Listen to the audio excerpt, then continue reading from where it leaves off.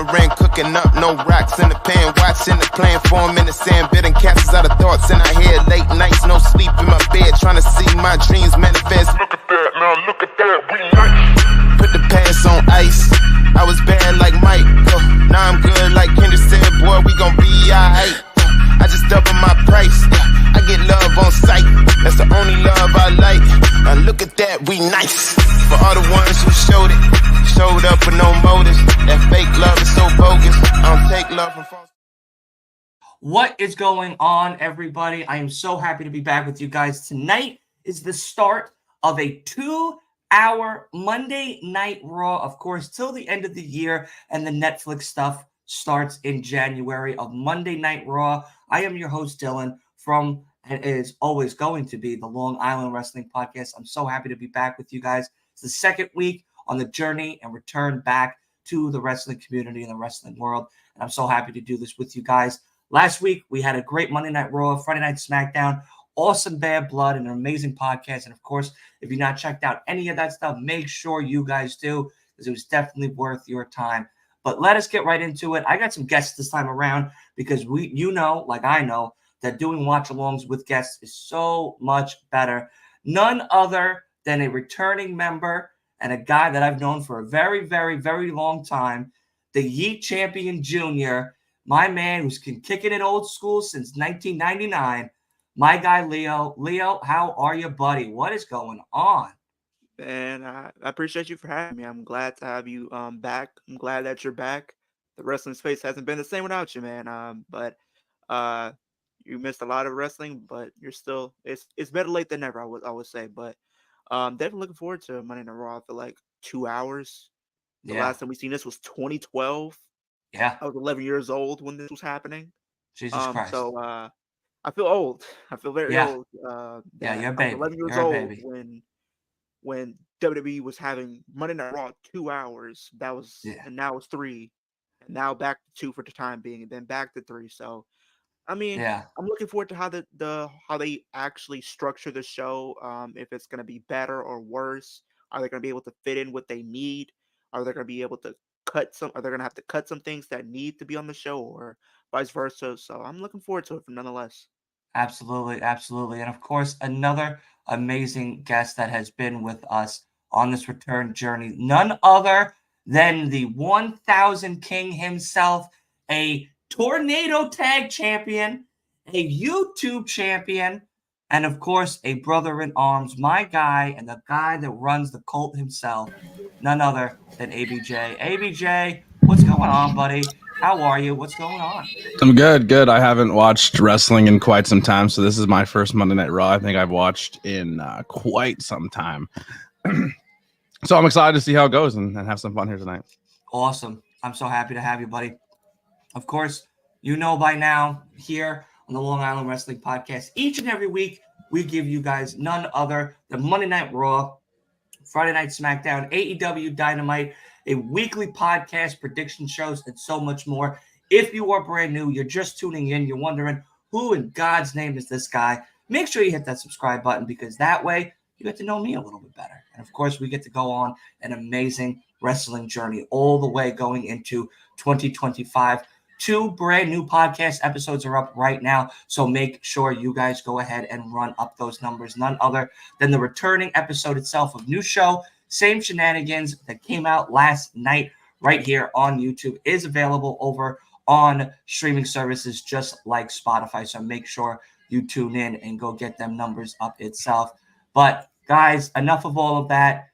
We got a Donnybrook match between, don't call him Pete Dunne, Pete Dune, whatever we're calling him. Don't call him Pete. Just don't call him Pete, pretty much. You don't like Petey. All right? Don't call him Petey. It is, of course, Dune coming back and Sheamus one-on-one in a Donnybrook match. We also have Gunther versus none other than Sami Zayn for that World Heavyweight Championship. And the Yeet International Champion, Intercontinental Champion, Mr. Jey Uso versus Xavier Woods. His first title defense on Monday Night Raw is all happening here, plus so much more. How are you guys feeling about it? Leo, we'll start with you. What do you think is going to happen to the Yeet Champion tonight? Is he coming out with a win, or is this really going to be a very short reign? No disrespect to Xavier Woods. I would love to see him get a win. I know he's been long overdue for a singles run. I do think Jey Uso is going to retain here because I do think with the story that they have in play right now with Xavier Woods, he's on the trajectory of pretty much turning heel, and I think this could be the potential final nail in the coffin to nail that point home of him turning heel. Maybe after he loses, he snaps. I can see them doing something like that. Okay. Okay. What about you, ABJ? Do you think that it's going to be the Yeet Champions night to retain, or is it going to be a short run for Mr. Yeet himself? And new Xavier Woods. Ooh, Wow. You think it's spicy. really happening? We got to free Jay up for this Bloodline bloodline storyline. That's if they decide Makes to put him in sense. there, but That makes sense. which they I should. see that. They I need can to get understand The ball that. return of his brother, and he doesn't go join it. Come on. I No, mean, but here's the thing: I can see them putting him in the faction, but like they've been doing some great work with him as created a great moment for him being champion. So, I would love to see him get a run. I think the plan currently right now, last time I checked, is for him to lose to Dominic. So it's a possibility between the next few weeks, Dominic could be picking up the IC strap from Jey Uso, right. which makes sense. Possible. I have a question. I don't see it. I'm not throwing shade when I ask this question, but why actively, if you're a fan of the product and you like wrestling, why actively look up the dirt sheets to hear what the plans are and what's going to happen next? Yeah, that's true. You got a point. Like if it's like you're really excited to see a movie that drops on Friday and you go online, you read all the spoilers before you walk in the door. Yeah. No, I get you. That's a good point. What's going on, Stephen? Katie Nation, how are you guys doing today? Make sure you give all of us a little bit of love over on YouTube and hit that subscribe button if you haven't already. But Katie's thinking maybe Kofi could cost Xavier the title opportunities since there's been a little bit of beef between these two, between the New Day itself. But I mean, it makes sense what ABJ is saying. Is there a new IC championship? Yeah, they changed brand it. New IT. It's they added blue to it, so it's pretty much like an homage to the old. It pretty much is an homage to the old IC title, like the Ruthless Aggression one.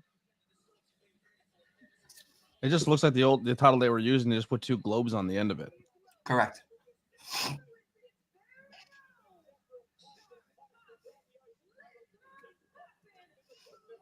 I don't know. I didn't buy into the Jey Uso main event, Jey Uso bit. Like I'm main event Jey Uso. I'm standing on my own and has never won a main event until just recently when he won the IC championship. Who's this? Oh, Sexy Red. I don't know who her Sexy Red. I don't know who that is either. She has her face tattooed though. Oh, brother! Face tattoos. Come on! Oh no! This is not the way to open the show. We got to deal with this on NXT too. Thank you, USA. No. I'm gonna be honest, Steven. I don't like that man whatsoever, and every time he comes back, he somehow gets involved with a title picture. But I wouldn't hate I would hate because that's the guy who essentially took the title from Kevin Owens. But if it makes Sami Zayn champion, I don't hate it. But I think Sami Zayn should be able to earn it on his own. Right. I don't think Sami needs someone to help him beat Gunther because he already beat Gunther. He ended that 666-day reign. I don't think he needs assistance to beat Gunther. Makes sense. I don't think they're going to pull the trigger on Sami. Yeah. Nah, they better do something soon with Sami and Kevin because I think both of them those contracts are coming up. That is true. Yeah, I kind of agree because if you give Sami the title, would it be a great moment? Yes, but I think he would be seen as a transition because we know as soon as Gunther's done what he's doing with Goldberg, I feel like he's going to win it right back. So it's like, what's the point? You don't want to shoot yourself in the foot by doing something like that. Right. Now, that spot where Dominic fell out the cage, that had me kind of cringe because I thought he actually could have hurt his foot or something. Because the way it looked like it snapped.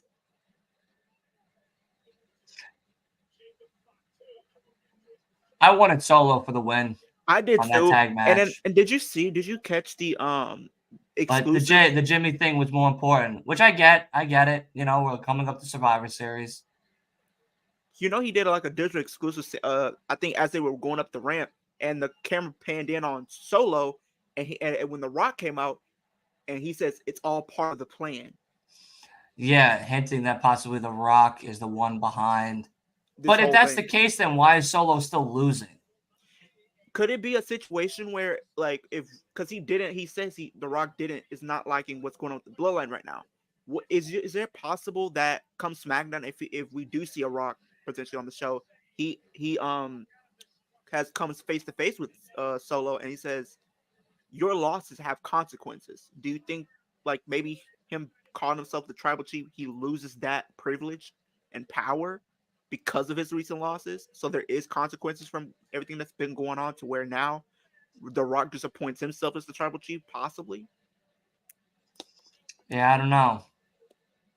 That Hell in a Cell was brutal, man. Yeah, the Hell in a Cell was good. That was definitely the match of the night, for sure. 16 staples that I think he had to get. Yeah. F the staple style. How about the lower back on the missile steps? kick? That hurt. Yeah. Like, I knew he had to go to a chiropractor after that match. Yeah. Because if it was anybody else, because I'm telling you, as soon as I hit a spot like that and my lower back hits the corner of a steel step, I'm calling the X right, calling for the referee right there now. Pull up the X. I can't go no more. Yeah. And we are starting off the show with none other than the Hell in a Cell winner, CM Punk.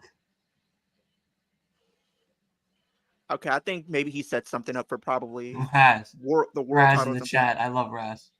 Raz goes, thank fuck that they went to the video package and got away from that god awful Sexy Red. I'm not a fan of Sexy Red, and I don't even know who the hell that is. She's a music artist. The only reason why I know because a lot of my pretty much like all my sisters pretty much listen to her. So it's that new generation shit. I listen to new generation stuff too, but I'm an old head too, so it's like, okay. An old head. Listen to used to. Still got Similac behind your ears. I got a gold quarter behind my ears. He is crippled. He is barely able to walk. I wonder if when he failed, was that supposed to be part of him selling, or did he actually deal with an issue?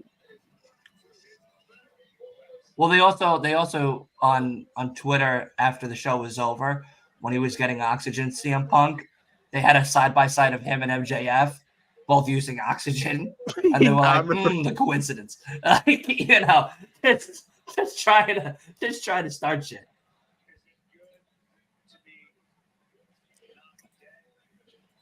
I watched that match between him and Ospreay and him winning the title of MJF. My favorite part, I think, besides the match was great, but one of my favorite lines from MJF goes, "Oh, that was too easy," while he's trying to get fucking stretchered out and getting oxygen, man. I'm like, too easy, dude. You can't breathe. What are you talking about? It's crazy. As soon as I open Twitter, the first thing I see is a trade proposal that said, "Would you say a proposal trade Rhea Ripley to AEW from Mercedes Moné back to WWE?" I would decline. I'll decline that trade. It hurts to smile, but I had to come here and see you. Hurts to smile. I'm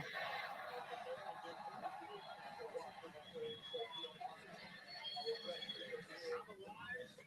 It hurts to smile, but I don't feel like it. I'm a winner, but I had to come here and see you. But it doesn't feel like I had to come here and see you.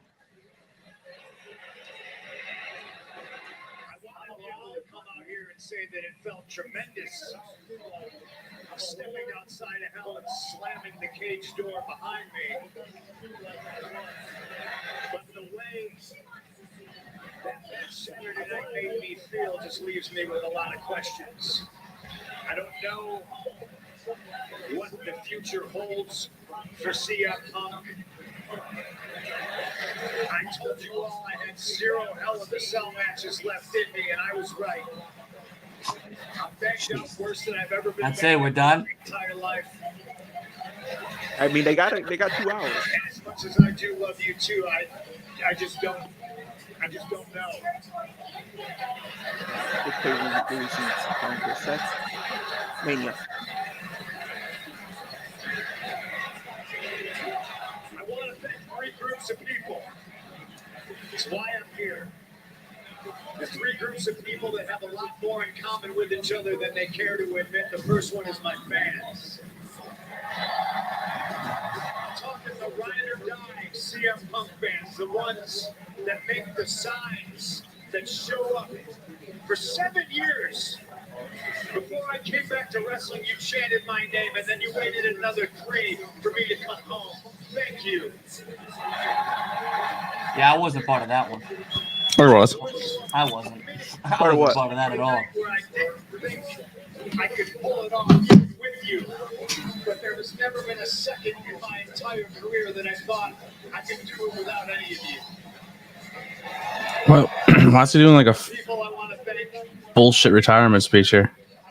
Yeah, it's pretty it's pretty hard to watch. To be able to walk the hallways with.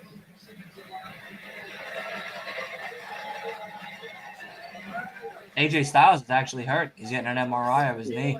Yeah, hopefully it's not very serious. What a return! I hope it's really. I really hope it's not as serious, and I hope that he could come back very soon. Christ. Like, Looked like he twisted it not once but twice. yeah, because during when that he did Carmelo the match.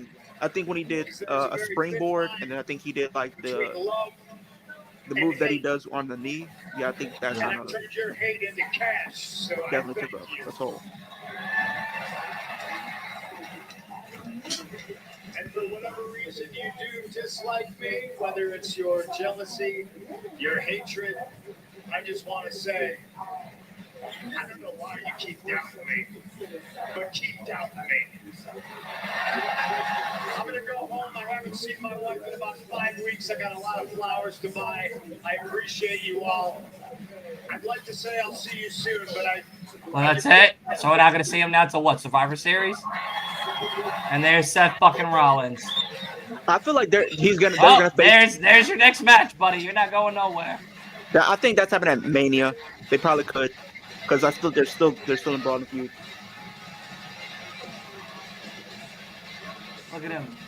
He'll pre-order that Call of Duty with that fucking vest on right there. He pre-ordered that Black Ops 6 with that fucking get up on right there.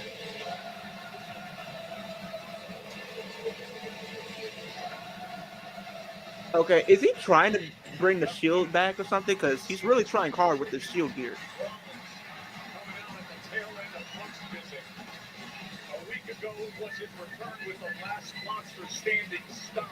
I don't think we see the Shield back anytime soon. No, that's what I'm saying.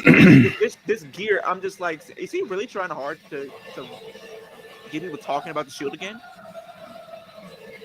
You don't have to try anything to talk about the Shield in the WWE universe. They'll talk about it. I will say they're one of my favorite factions of all time. So Those shoes look uncomfortable. they look comfortable too. I tell you now, what Moxley's doing now has finally pretty good. made me believe in him. Because I feel like this is always what I wanted to see. It's wild take. Yeah. Well, I mean, ABJ knows, and I know you know, Leo. I haven't been a fan of Moxley since very critical the get-go. But I don't know if it's just like for me now, it feels like there's a confidence to Moxley in promos. There's a confidence in Moxley to his wrestling ability. There's a believability to him as a character, him selling more. I don't know what it is, but whatever it is, I'm finally behind him. What's next? I'm not on the Moxley train. Like, I'm still waving goodbye at the station. But like maybe one day I'll be on the train. But this is a good step what they're doing. Pretty much. Listen, everybody has to learn from their mistakes. You know what I mean? Some people make mistakes and never learn and never want to admit them. I don't think I've made a mistake just yet, but I feel like I might be on the cusp of making a mistake with Jon Moxley. I know ABJ feels some type of way about it. Jon Moxley is a TV multi-million-dollar contracted wrestler who goes and does death matches in Atlantic City, New Jersey for 200 people because he loves professional wrestling. And I respect that. And I respect that. But I don't believe it. You know what I mean? Like, it's just one of those things. Jon Moxley goes out of his way to help every single person he comes in contact with. including people I became like. He's just a genuine good dude. I love him to death. Yeah, I think he's a very good human being, and I'm happy about his recovery, and I'm happy about everything he's doing now in professional wrestling. I just, as a character and stuff, I don't believe it. I can't get behind the fans and the bandwagon of it. I never liked Dean Ambrose. I feel like, okay, I will say this. I think, you know what's funny? I think that's what ruined it for me.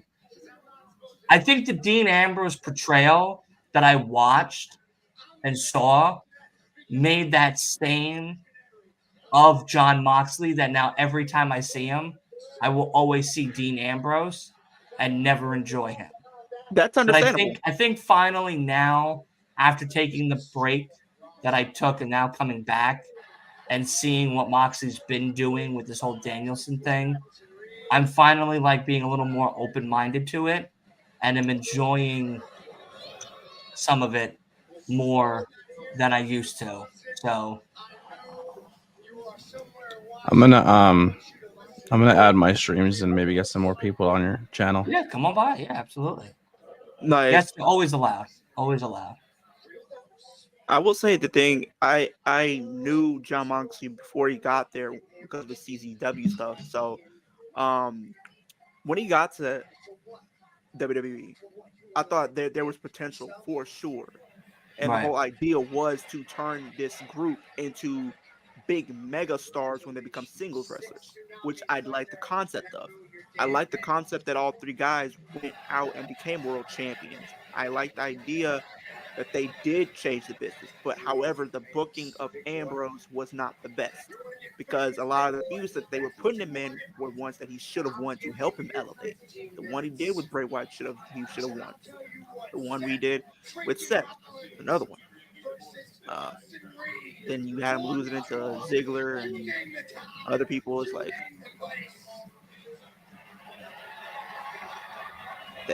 but the Monk stuff I love. I'm loving it.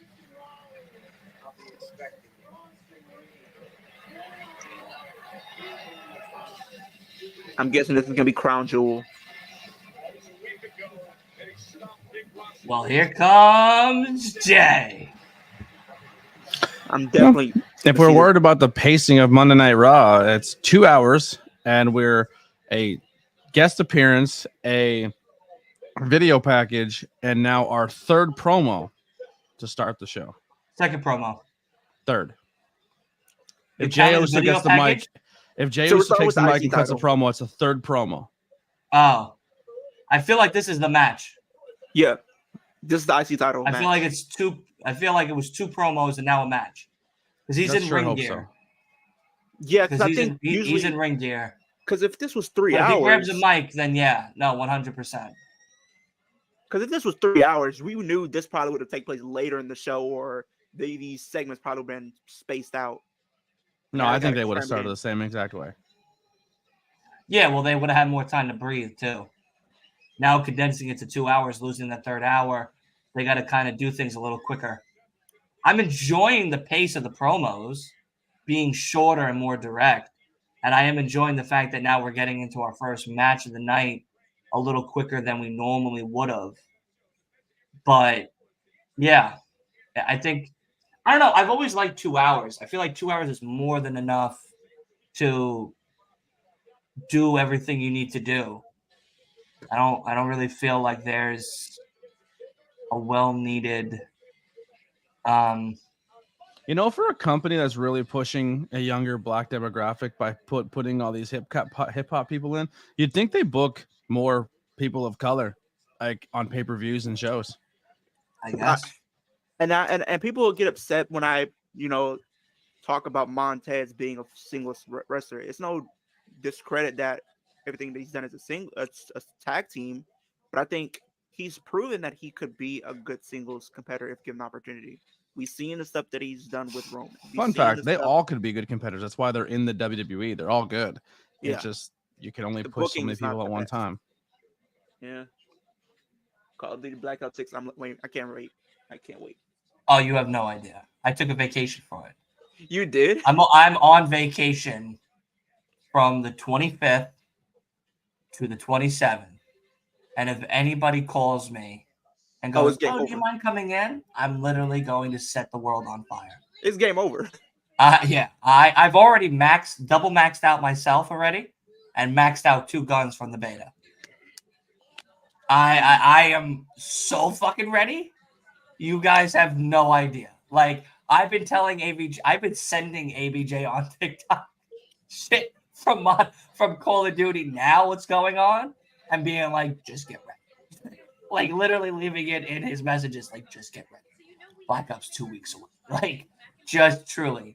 I'm so excited. I cannot wait. I know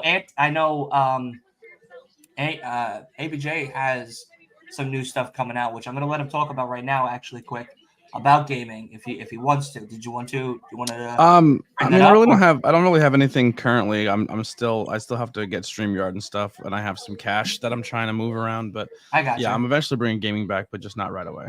I gotcha. Well, I'll tell you now, we're gonna be gaming. We're gonna be gaming hard. So I hope. Listen, 25th after Friday Night SmackDown, and you know, someone's TV is really loud. It's just my bad. Let me turn. It's most likely Leo's. Yeah. It's most likely Leo. Leo's deaf. I think he's been deaf for a very long time since watching Raw growing up. So, it's... I have hearing problems, okay? Yeah, so it's, plus he has headphones on. So, he wants the fans to listen to as well. Which I get. I respect. It is what it is. But, yeah, the new Black Ops 6 looks really good. So good. And then Assassin's Creed got pushed back to next year. Yeah, hopefully because of the way that it looks like garbage. A lot of people are saying, and it kind of does, like the fighting mechanics and stuff. So I'm happy. But what's really crazy about that is the fact that the Ubisoft Quebec has been pushing for that pushback on the release date from this year to next year for like a few months, like over the summer. They didn't want to release the gameplay yet during the Game Awards. They just wanted to give them another trailer to get them excited for the actual game itself, and not have so much of the gameplay mechanics itself being displayed, because people have been ripping it apart. Hopefully, because I am looking forward to that game for sure, Call of Duty, and I'm looking forward to GTA 6. Hopefully, we don't get any more postponements. You're gonna get the PS5 Pro before you get the GTA 6. So don't hold your breath. Considering people are still making GTA 5 work. Hey. Freaky Zeke 2000 says, "Dude, I thought Punk was retiring." It sounded like it. It did. Yeah, Mark. It sounded. Mark.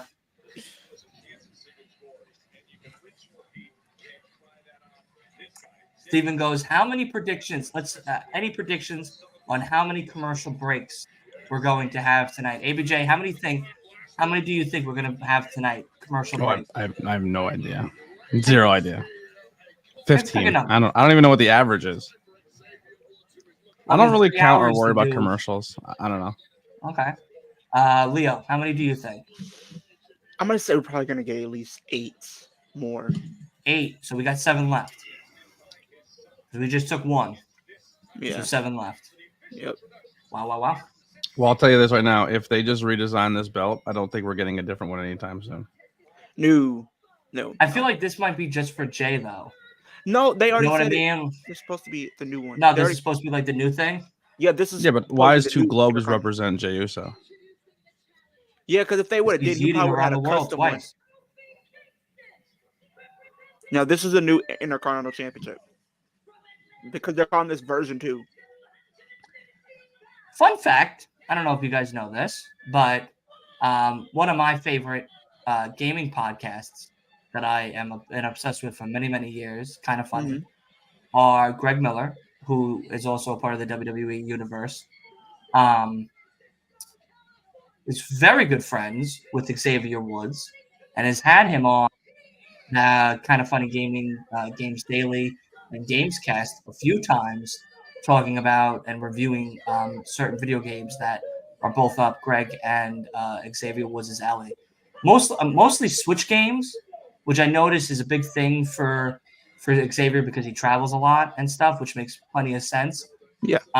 But I know that Xavier is also a Street Fighter type of fan as well. He's a big fan into the fighting games itself and stuff, so which is really cool. I thought a little fun fact for everybody, just in case people were kind of curious.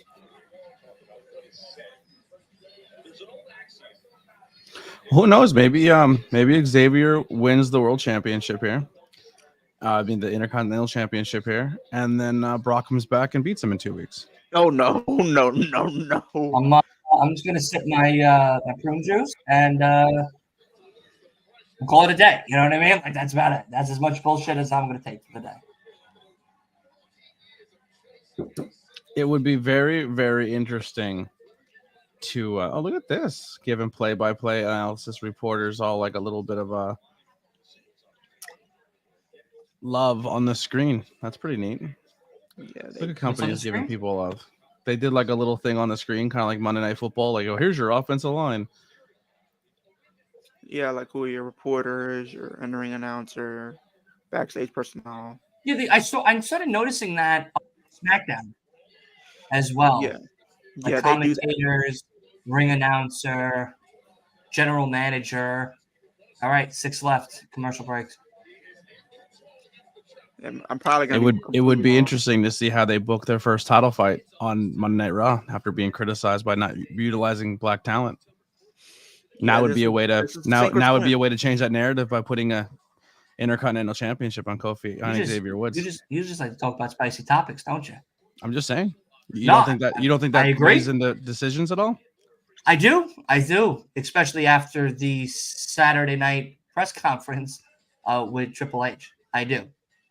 I mean, my thought on that whole thing is that I agree. I think there should have been at least one, besides just having a bunch of African American women hosting. They should have had at least one match for the African American community on the show that's in Atlanta.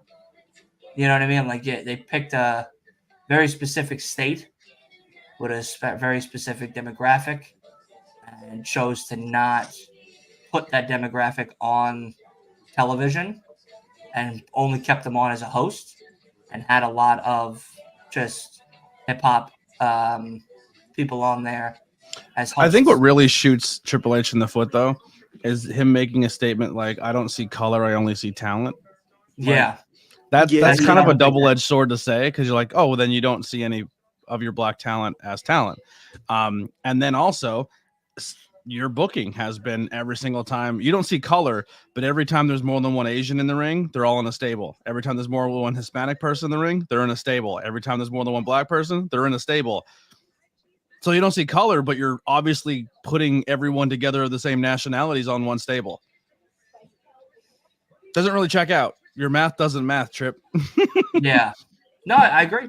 We got 4 black dudes. Let's make a stable. Put them together. Yeah. Her business.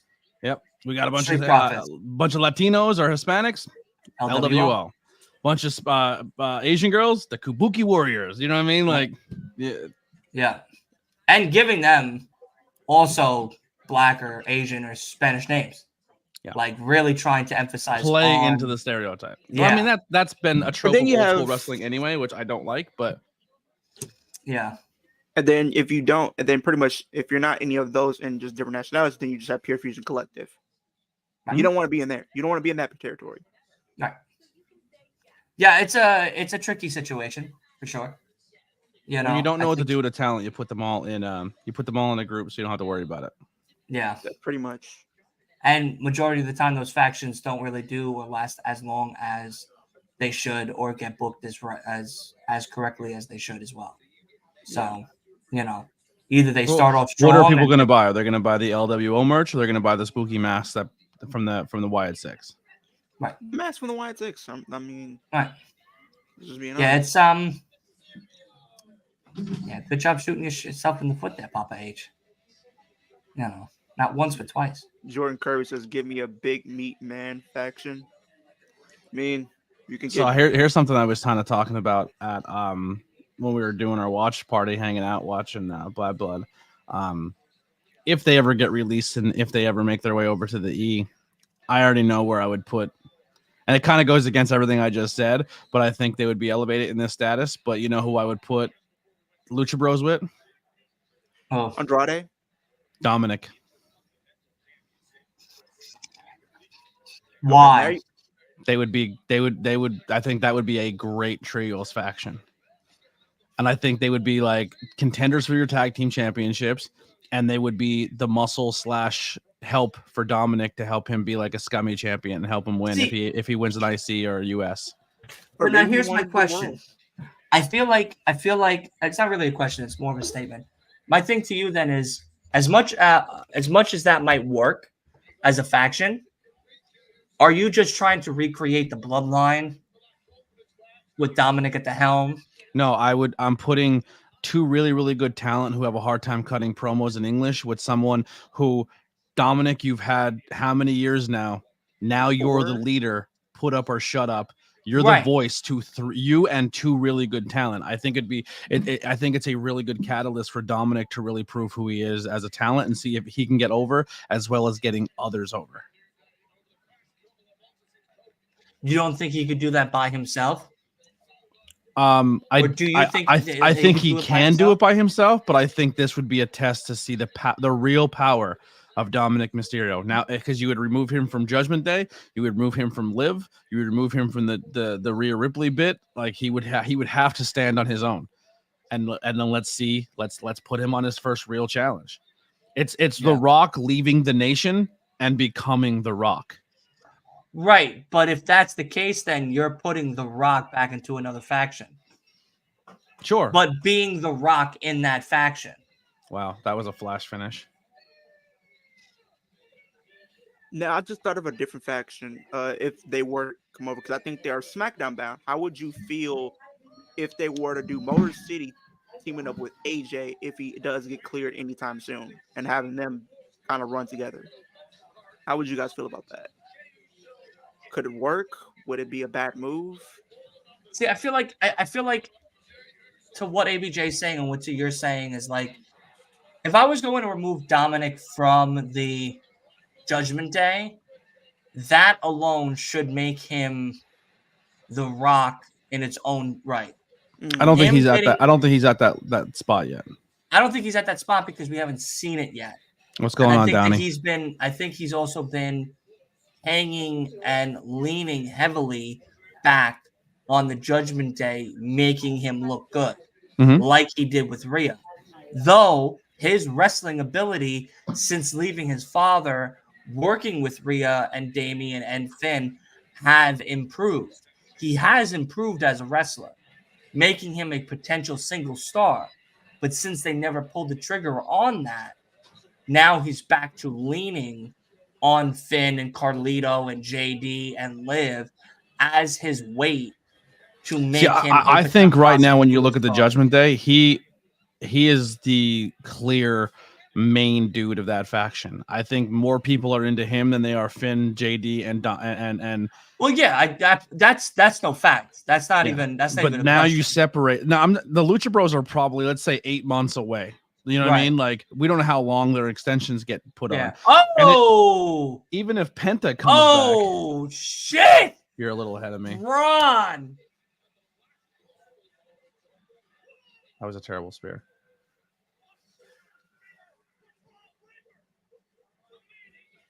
You just did this the other night at the pay-per-view. So we just went back on everything. So last week it looked like he was done.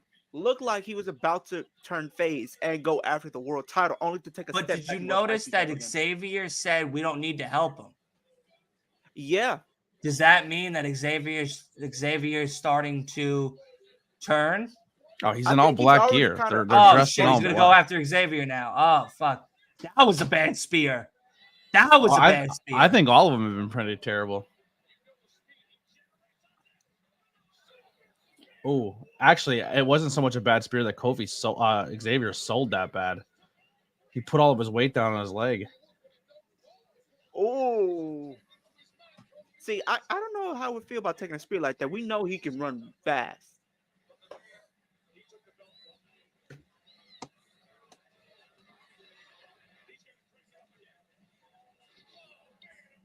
He's taking a lot off his spears. That last one especially.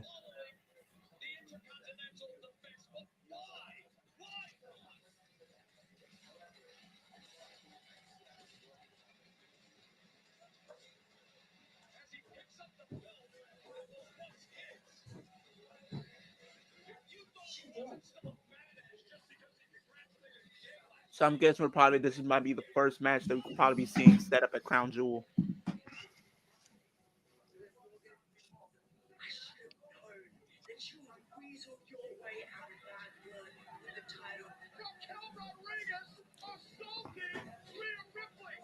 Just continue to prove that you cannot beat people by yourself. Bringing Raquel Rodriguez into it, yeah, it was smart. Oh, so they're gonna play into this whole fucking. Yeah, I think they're playing into it. I just think Raquel lacks charisma. No, I think What? Totally off on that. You don't think you think Raquel has charisma? I think Raquel is probably. I think Raquel is probably one of the most underutilized women when she was around a lot more frequently. Absolutely. Yeah. What was her nickname the entire Same- time when she was the most same active with person on the roster? Machine, Same with Chelsea Green. Raquel There's was a called few- Smiling Raquel because she didn't know how to do facial expressions and all she did was smile. Her promos were mid. Her in-ring That's work something, but was that's something decent that they at could best. work on. She can wrestle. She's proven that she can wrestle. 2020 Put her next to Io. Halloween Havoc against Rhea Ripley Io shows Sky. that. When she faced Another Io. good match. Io Sky. Io She Sky's very won the title talented. from her. Like, Even a match with Dakota. I think that Raquel has just been booked wrong. Same with Michin, same with Chelsea Green. You know what I mean? Like I feel like in all honesty, and I might be the only one to die on this fucking hill, and that's fine. But Raquel Rodriguez 100% can be a women's champion from Monday Night Raw. I don't see it. 100%. I don't think she has. I don't think she has the everything in-ring, you- the charisma, or the in-ring personality to carry a world title. I do. I think she's a tag 100%. team champion at best, or if they make a secondary title. No. That's like putting her at jobber status. Yeah, I think she's a good mid-carder. No. No, I think she could be a main eventer. I think she just needs something 100%. substantial to work with. I Good think material to work How she many just people in the needs- crowd do you see wearing Raquel Rodriguez merchandise? How many don't people have do you any. see with Konosuke Takeshita's merch? It's a good point. I don't think he should be world champion. I think he should. I think he's talented I think- enough. I think don't- he's- I I think the think world he- champion is someone who draws money, and if you don't draw money, you're not a world champion. Konosuke puts on a match with somebody that's have equal or better balanced in wrestling Sure. ability, Konosuke puts on a 5 out of 5 match. From a booker standpoint, you could be a fantastic wrestler, but if you have zero charisma and you zero draw power and you're zero marketability, you're not a world champion. But that's something you can change as a booker. No, you can't. If the crowd can, doesn't get behind you absolutely. because that you don't have those possessions, you're not a marketable world champion. No. Dylan, that's how business works. If I can't make money off you, I'm not going to push you. You can make money off the Konosuke, and you can make money off of Raquel. 100%. Well, You just have don't- to nobody- start. nobody You have to sees it. start by getting the fans behind you. People are behind them. Buy their merch. People are behind them. Go buy log on and buy a Takeshita and Raquel shirt right now. Okay. Put your money where your mouth is. Let me see if Raquel even has any merch. Exactly. You don't even know what her shirt looks like because no one buys it. Let me see. Hold on a second. I'll go to Pro Wrestling Tees. And this is not a knock on Raquel. It's just that's how wrestling works. Yeah, but unfortunately, I think you're wrong. I think that it's the way that you've been presented from Raquel. How long has Raquel been in the company? Of the wrestling.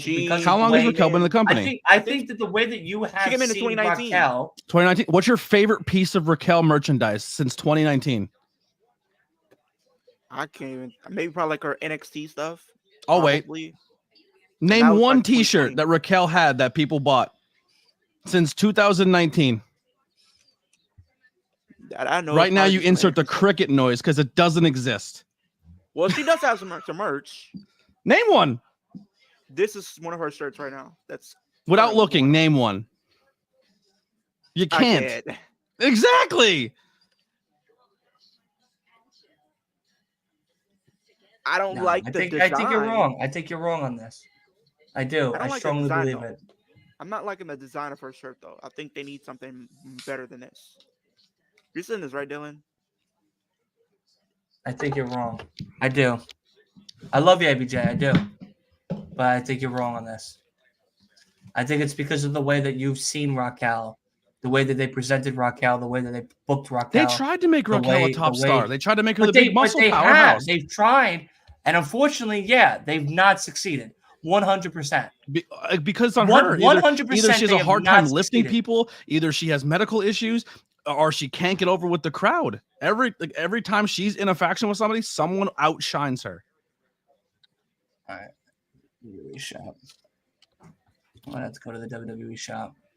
I already got. So I can get everybody through Pro Wrestling Tees. I like buying shit from Pro Wrestling Tees. I don't really like buying it from fucking. I mean,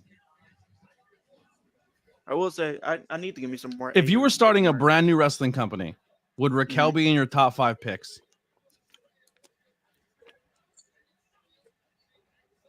Yes. Would I draft her in my top Out of 5? all the women in the world, Raquel is in your top 5. But so is Michin. Michin's in your top 5. If you had the pick of every female in the world right now, they're in your top 5. Yeah. I like Raquel, but she's not going to be. I'm not insane. I'm not insane reaching. when you say that. No, I'm not reaching. Nah, She's see, gonna be that's my top that's where we disagree. I'm not 15. reaching. I love Michin. I love Raquel, but they're not. They're not. No, I don't think. I don't think they're world champion material. Right, but that's not true. They are. They are. Everybody here in the WWE is 100% world championship material, whether they're women or men. Whether they're in a tag team or they're not. There is a good portion. Is Ricochet a world champion? Absolutely. Hate to break it to you, brother. No chance. No fucking way. You're out of your fucking mind. You're out of your mind. What does it take to be a world champion? What does it take to be a world champion? Crowd winning, sellability, and exactly what Ricochet's been. What else? Ricochet is a sellable character. Ricochet is somebody people want to see. When they put on Will Ospreay and fucking Ricochet last Wednesday, that was a sellable show. Absolutely. So that doesn't make him now. He's fine. But now there's more than being a champion, just being good between the ropes. Doesn't make him a fucking star now? No. That alone doesn't make him a world championship contender 2-3 years from now. Was Roddy Piper a world champion? Nope. No. Should he have been? No. No. Wait, time out. No. Roddy Piper was not a world champion, but Raquel, Michin, and Ricochet were. The character shows it. You have no idea. You should go back and watch professional wrestling in that era. If you don't think Roddy Piper was over he was doing more movies than Hulk Hogan. Who cares? You're insane. More movies than the fucking Rock. Who cares? You're insane. Roddy Piper was so over. He was one of the first guys besides Hulk Hogan to break out of WWE. Character, which You're 100% bonkers. is a great for world championship material. Bonkers. 100%. But what I'm saying is, who do you think sold more? I'll put it this way. I'll let you combine Michin, Ricochet, and Raquel. Do you think they sold more T-shirts than Roddy Piper? No, because of the way they were booked. Piper was behind Hogan. He was in the Hogan era where Hogan was shoved down your neck and he still got over. Yeah. But I wouldn't have made him a world champion. No, you're would have hurt him. Bonkers. But you would make Raquel and Michin world champions. Absolutely. 100%. Without even a hesitation. Wow. No, there's no wow to it. We need to drug test you. You're on crack. Nah. Not at all. Please, if you ever come into a large check of money, do not start a wrestling company. You're going broke. I would make very good money with a You would with a go wrestling broke. No, I wouldn't. No, that's Can you no cut a promo? believability. Not really. Can you get over with them? No, but I can do flips. No, Get him a belt. no, that's not what I'm selling on. I'm selling on things that could work. Absolutely. What's your favorite Raquel promo? I would 100% do very well in the indie wrestling. What's your favorite Raquel promo? She hasn't cut one. I have a good one. I'm sure she's cut a bunch of them between NXT hasn't. and now since 2019. The one that she did up on Liv Morgan in 2023 to lead up to her Rumble, I liked that one. The one that name a talking point from that promo. What's Raquel's catchphrase? Does she have a catchphrase? Does she have anything that you can latch onto? Catchphrase? Now you're saying that's the I'm just saying you need something to market yourself to be a top person. You need a catchphase, a pizza merch. You also need good booking. You need a good road. If you have a fucking bumpy road to a championship title opportunity or any type of title opportunity, you don't got shit. You don't have shit. Mm-hmm. If her character is not sellable, you don't have shit. Dog shit. No, I don't agree with David Arquette being champion. That's not even funny. David Arquette probably sold more tickets than everyone named. David's a fucking celebrity. Sure, exactly. He already had a character coming into wrestling. Do you That's think like giving Bad Bunny the world championship because he's a fucking pop music star? Yeah, that's called making money off your champion. No, if you're booking a wrestling company, there's two things you have to look at. Wait, no, listen. When you're booking a wrestling company, there's two things you have to look at. A, is your talent worth your booking fee? And B, do they sell enough tickets to make back what you paid for them to show up that night? How many people are you? Hire the correct people, yes, 100%. How many people do you think are buying tickets to go see Raquel and Mitchin every single week? You got somebody. I will know that. It's gonna be somebody enough to cover their cost. No, I'm just saying it's gonna be somebody there that's gonna be a fan. You know, I think they might be fourth on their list of who they're there to see that night. I don't think anyone's walking the door like, if Raquel's not here, tonight's a bust. See, and once again, I don't hate either one of those talent. I'm just coming from the standpoint of how the business side works. You have to be a draw and you have to make money to be a world champion. If you just put the world champion on somebody, it's null and void. That's like it's really it. Like wrestling is what it is today. I hate him because of Hulk Hogan. And if you couldn't outdraw or outdo Hulk Hogan, you didn't get the title. Okay. And it's crazy. I think people even made the comparison, I think recently, about the whole Jinder Mahal situation. Did I like a decision? No. But I think I understood from the business side of things what they were trying to do. Jinder was a great heel transitional champion. One of the best in the last 10 years.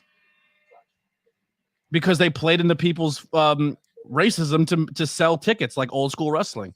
People hated Jinder as champion. But even the idea of just having him go from a jobber to main eventer in a month. But physically, did he look like a world champion? He had to look. I will say that. Yeah, if you got in the ring with Jinder, he looks like he would mess you up.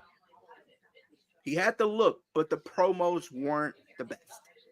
I think he was a better promo than most as well. I guess he did exactly what that character needed him to do to sell those promos. He was a modern day Mahara. Like he's the and who benefited from beating Jinder Mahal? AJ. You're a good American boy. AJ was already a main star, but it made him even bigger star just because he wanted to see that title. And then the match that he had with Lesnar at Survivor Series, that was a good match. Do you think if Raquel or Mitchell becomes world champions, if they lose to somebody, it elevates the person that beat them? Depends on what it is, but it would have to be a good name.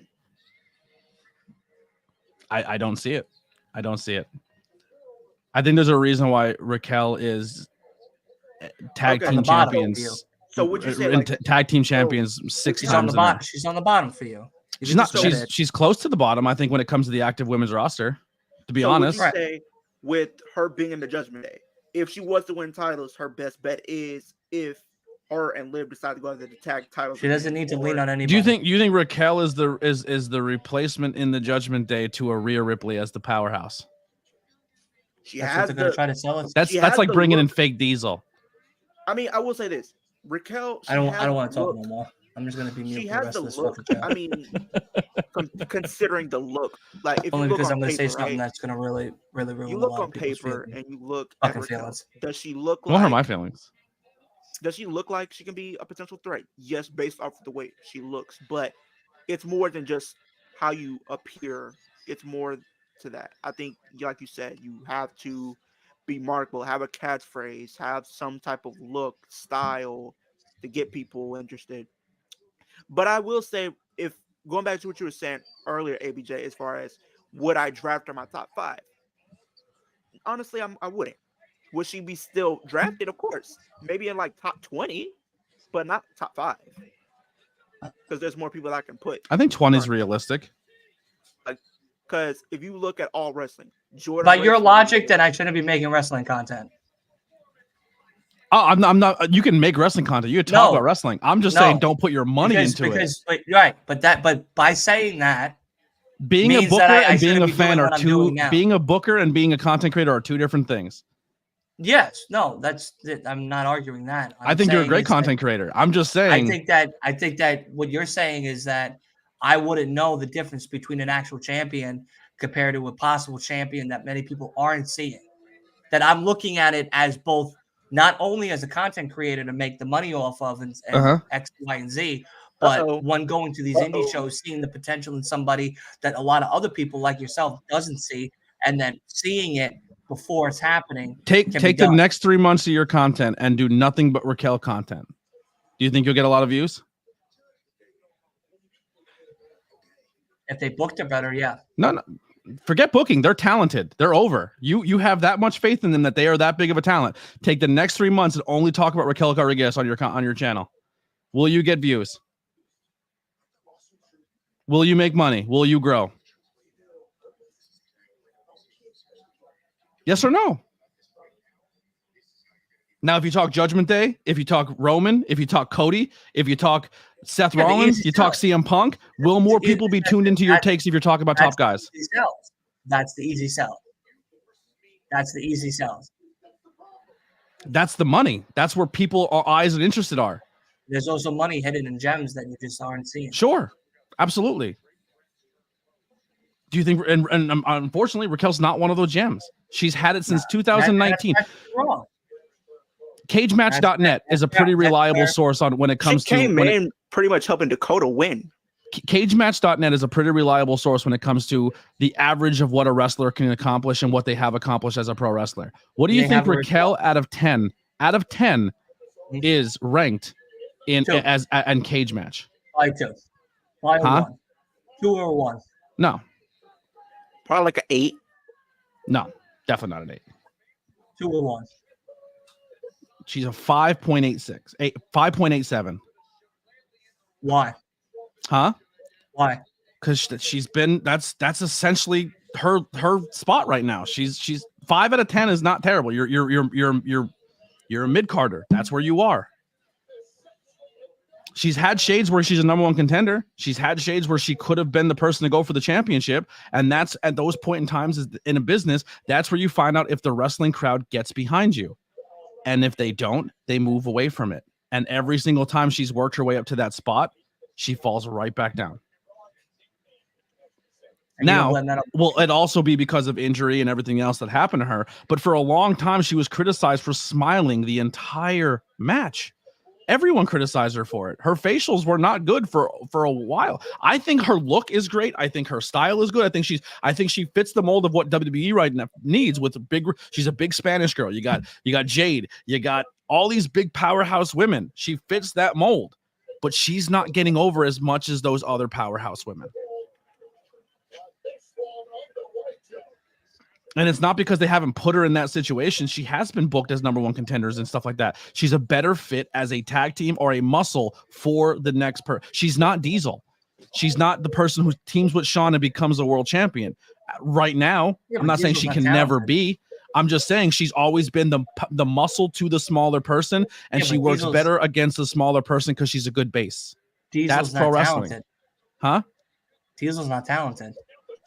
Who's not? Diesel made money as a champion. People bought gloves. People bought Diesel shirts. He wasn't amazing. He had 5 or 6 moves, but at that point in time in wrestling, that's all you needed. In any point of wrestling, that's all you need. You don't need 30 moves that do flips. If you could do 5 good ones and work a crowd and sell a crowd. Kevin Nash and Diesel has been part of the biggest storylines in wrestling history numerous times in his career. Am I wrong? No, I guess not. I guess I don't know what I'm talking about. You don't think the NWO wasn't a big deal? The Outsiders were not a big deal. Was definitely a big deal. The Click wasn't a big deal. I think the Click was a big deal, but I think that wrestling has changed and evolved over time, and that we're at a different pace. We're at a different spot now where there's a lot more reliance on how these characters are being looked at and booked and created that are the determining factor of how they're going to sell to the mass public. If you're going to give us the bigger names and the ones that are going to sell easier, then of course the Raquel's Machines and the Chelsea Greens of the world are never going to get that opportunity because they're always going to Chelsea be, will out of those 3 faster than the other 2. Chelsea's marketable. I think Michin is a very talented wrestler. I think that she has a lot to offer. I think the problem is that I she's think very that there's talented nothing as well. for her because of the fact that we have a women's division on SmackDown that has so many other stories and other things going on that there's nothing for her to display that set factor. Coming from a TNA background, coming from a women's champion reign, there's nothing to offer her. When yet you have someone like Chelsea Green who's fought not only women but men. Mm-hmm. I think out of the 3 names we just said, Raquel, Michin, and Chelsea will hold a strap before the other 2. Which is great, and I'm happy for that. I'm very, very happy for that. Why do you think my take is that she'll hold a championship before the other 2? Because she's easier to sell. Thank you. But we're getting it. No, Chelsea right now is going. Michin is still sellable. Chelsea's going out right now and getting over by losing. And so is Raquel. Can they get over by losing? Those 2 are still as sellable as Chelsea Green. 100%. I think we've tried numerous times, and all 3 times they haven't done the same fucking path as Chelsea Green. So why is Chelsea Green easier to sell than someone like Michin? First off, Chelsea Green and Michin aren't on the same path at all. They both wrestled for TNA. Who was more marketable in TNA? Who had more of a crowd reaction in TNA Michin. Out of those 2? She was a champion, for Christ's sake. Chelsea Green with the crazy Chelsea in the wedding dress was way more of a seller than Michin. And then when they both went to the indie scene, who sold more tickets? Who was more of a draw on the indie scene? I guess Chelsea Green. Chelsea by a mile, by a country mile. So when Michin showed up, no offense, I think Michin's talented. I'm just talking from a business standpoint. If you booked a card and said Chelsea Green's on this card and Michin's on this card, I guarantee you are selling more tickets to see Chelsea Green than you are Michin. Because Chelsea Green's charisma is at a 13. Ring work maybe a 6. Charisma 13. Okay. Am I wrong? I don't know. Hey, yo, Rash, did he really just said Chelsea tits sold? They did. Tickets? They did. Michin did the Francine bit on the independent scene. Except she had pasties on. And they said, go follow my Cardona's website. Chelsea was breaking the internet on the independent scene on a weekly basis with the storyline with Janela and all that stuff. Which essentially got her back to the WWE. I guess I don't know as much as I thought I did. That's why I'm here to help you, brother. I wouldn't say that at all in the slightest. I wouldn't say that at all in the slightest. So, all right. So, who takes a back seat right Nobody. now? I'm done with the conversation. I'm asking you a serious question. No, who takes a back seat? I'm done with the conversation. Who takes a back seat? Done with the conversation. All right. Then what am I doing here? We're just we can't debate and talk wrestling? No, we can. I already know where the conversation is going to go. What's it going to go? It's going to go exactly the way I know it's going to go. Well, tell me what I'm going to say then. I don't know what you're going to say, but I know that it's going to be something crazy. It's not gonna be crazy. It's gonna be logical. Who takes a back seat on Monday or on any show? Who comes down the ladder for Raquel to move up? I don't know. You tell me. No, I'm asking you. I don't She's know. a world champion. That's my answer. Does Rhea Ripley come out of the world title scene for Raquel to move up? I don't know. You tell me. She would have to. I truly do not know. If we're gonna debate wrestling, let's debate. Don't get salty about it. No. I'm debating with you. Do you take your top female merch seller, top female second ticket sale, and bench her to put Raquel up there? Most likely. You would. Most likely. Okay.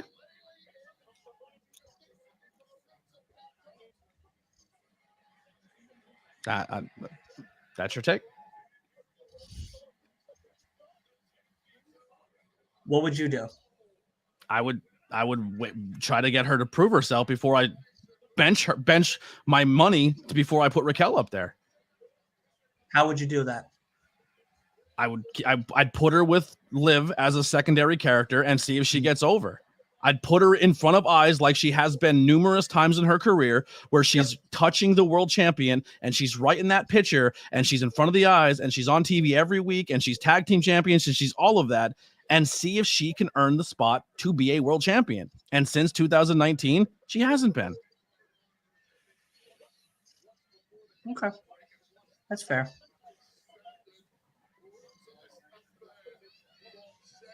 What's your favorite NXT women's championship match with Raquel Rodriguez? NXT. I'm just saying, like, I guarantee you can't recall a spot or a moment NXT. in her career on a match. It's Io and Raquel. When Raquel won the title from Io at Stand and Deliver in 2020. Mm-hmm. And how was that title run? Was it successful? Was it for Raquel? Mm-hmm.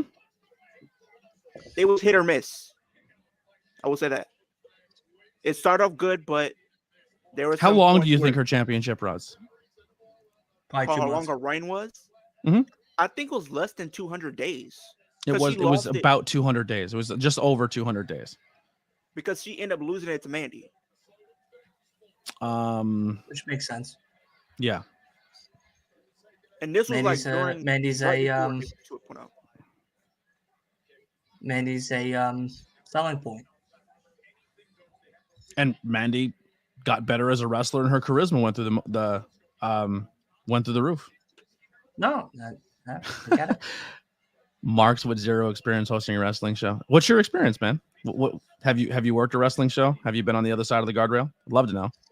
Please tune in. Love to hear your takes.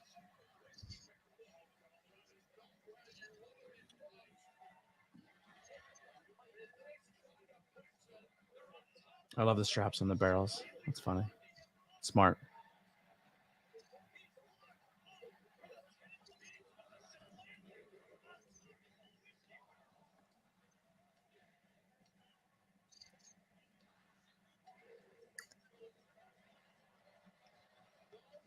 Is he white noising them? So apparently somebody put out the potential card for Crown Jewel, and it kind of seems likely. Roman versus Solo. We already know that the two title matches, which we don't want to talk about. Jay and Dom, Damian and Finn again, no holds barred. Seth and Bronson Reed, and Rhea and Raquel. Apparently. That's 1, 2, 3, 4, 5, 6, 7 matches.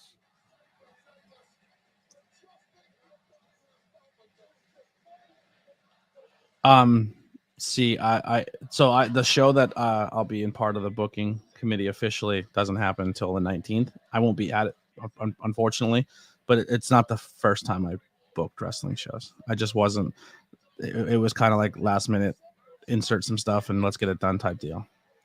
But the company I worked for was very, you never know who was going to show up and if the guy who actually is supposed to book is going to show up. So I've done it numerous times. It's just never on a consistent basis.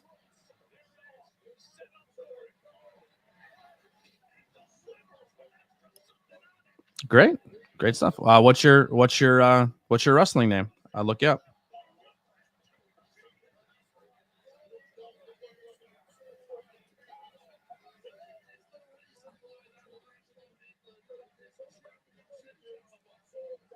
I want to see Louis Kaiser step out of the shadow and do some single stuff.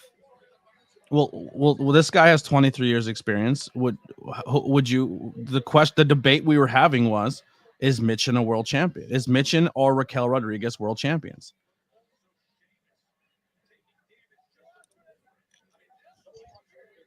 So his name is Snake Eyes. His wrestling name is Snake Eyes with a 3? Yeah, I'm gonna look him up on YouTube.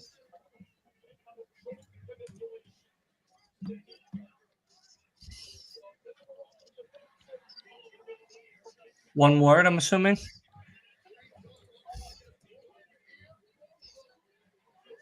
Because Snake Eyes, all I'm getting is music or G.I. Joe. So Just type in Snake Eyes hip hop. I'll try that. there you go.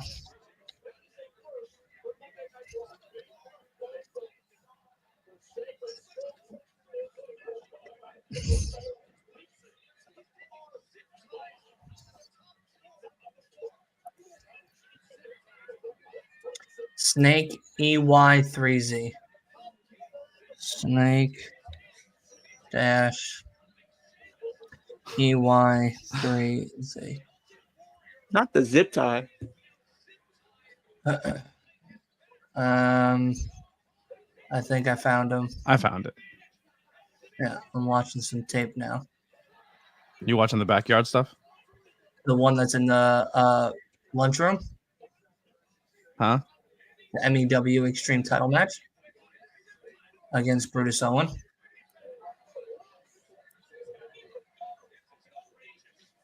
I'm assuming Some of the shows I have to scroll through an entire card to find them, and some of the matches are isolated. there's a compilation or like a playlist, I should say.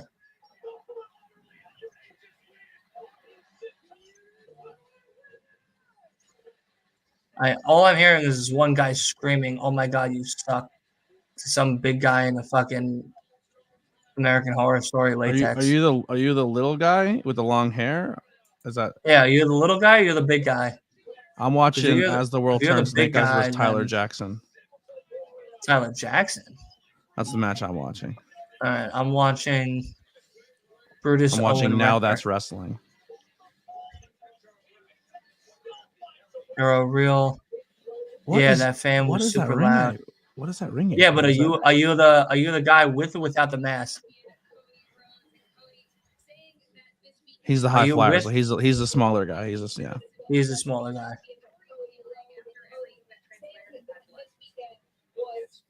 Why Yeah, is he on Snake Eyes. Raw when he's supposed to be on Aren't SmackDown?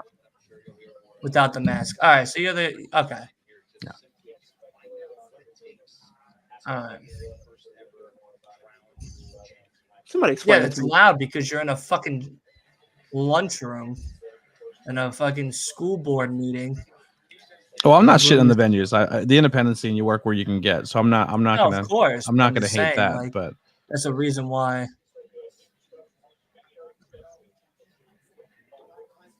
All right, let's get to a different match here. Somebody explain that to me. Why is he on Raw when he's supposed to be on SmackDown? Oh, because he's Cody? Cody. He shows up wherever he wants.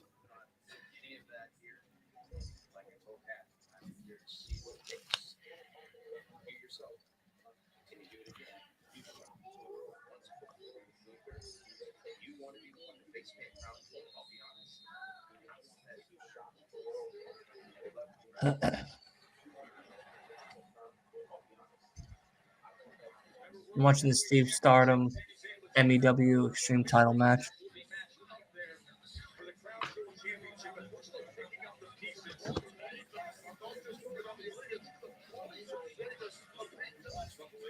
Damian Knight? Yeah, all right.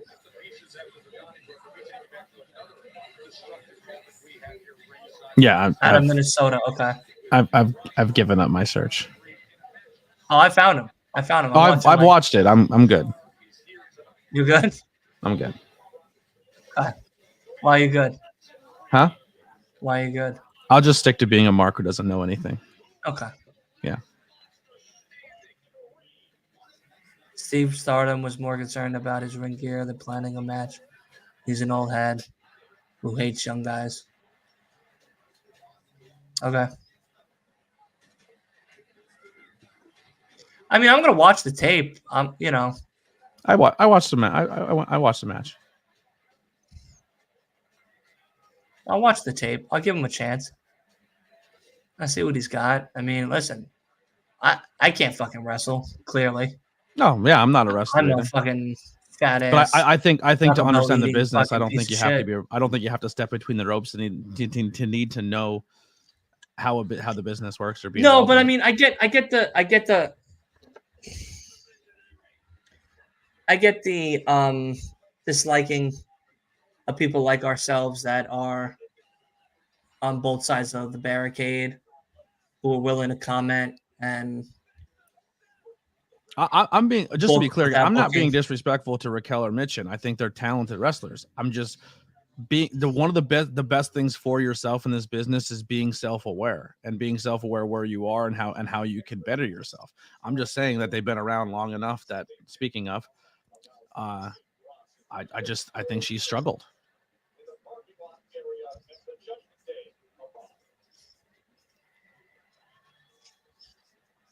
Listen, Snake Eyes, I'll hit that subscribe button, buddy.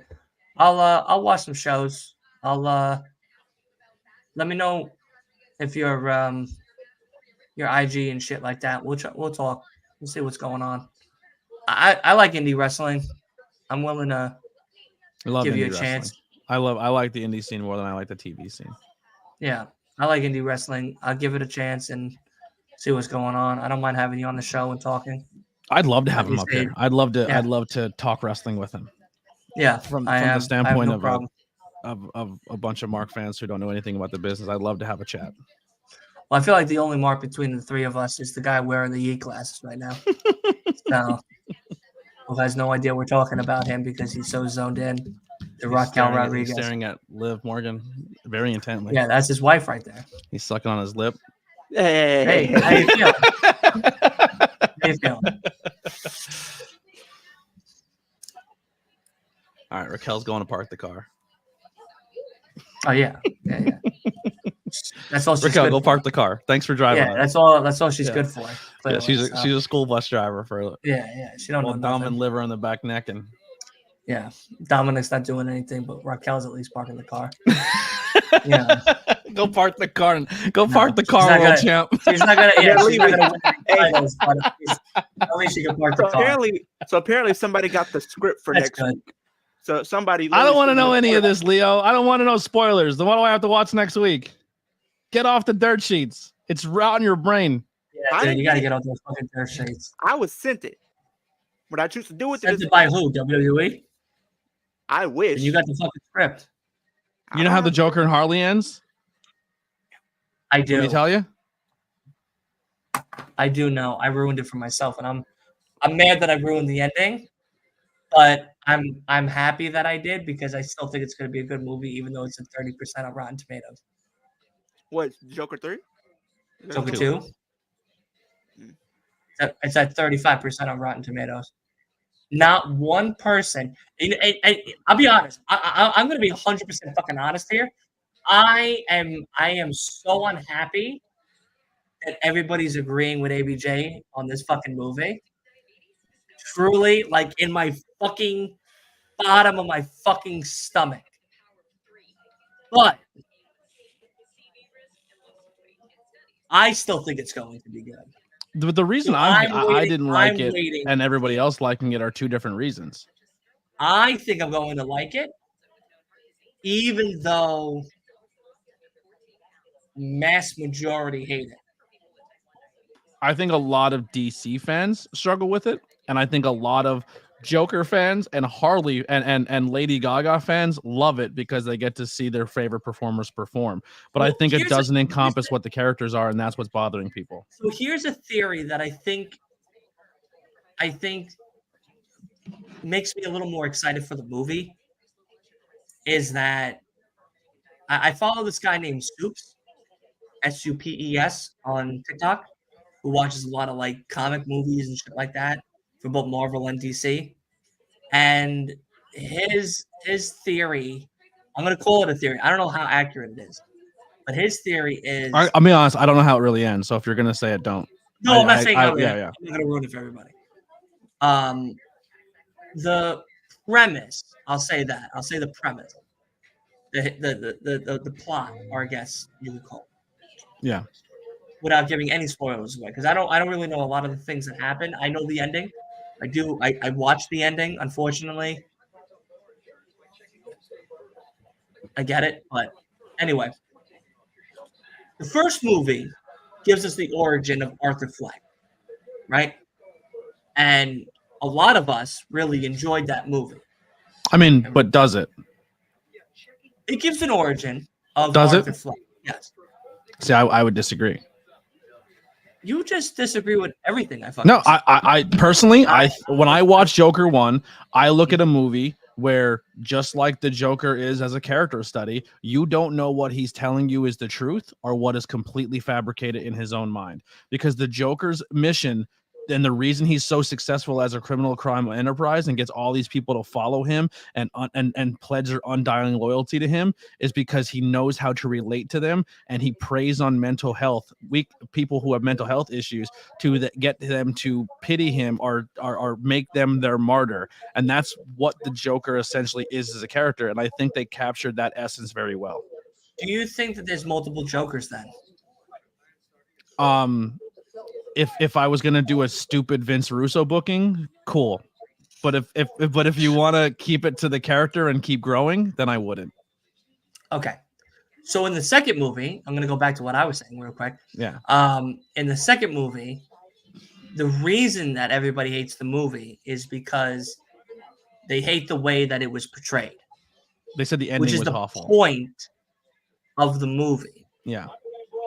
That the reviews are supposed to reflect the fans that watch this movie and hate this movie. Because throughout the movie, it's not a line streamed A, B, C, D to the ending.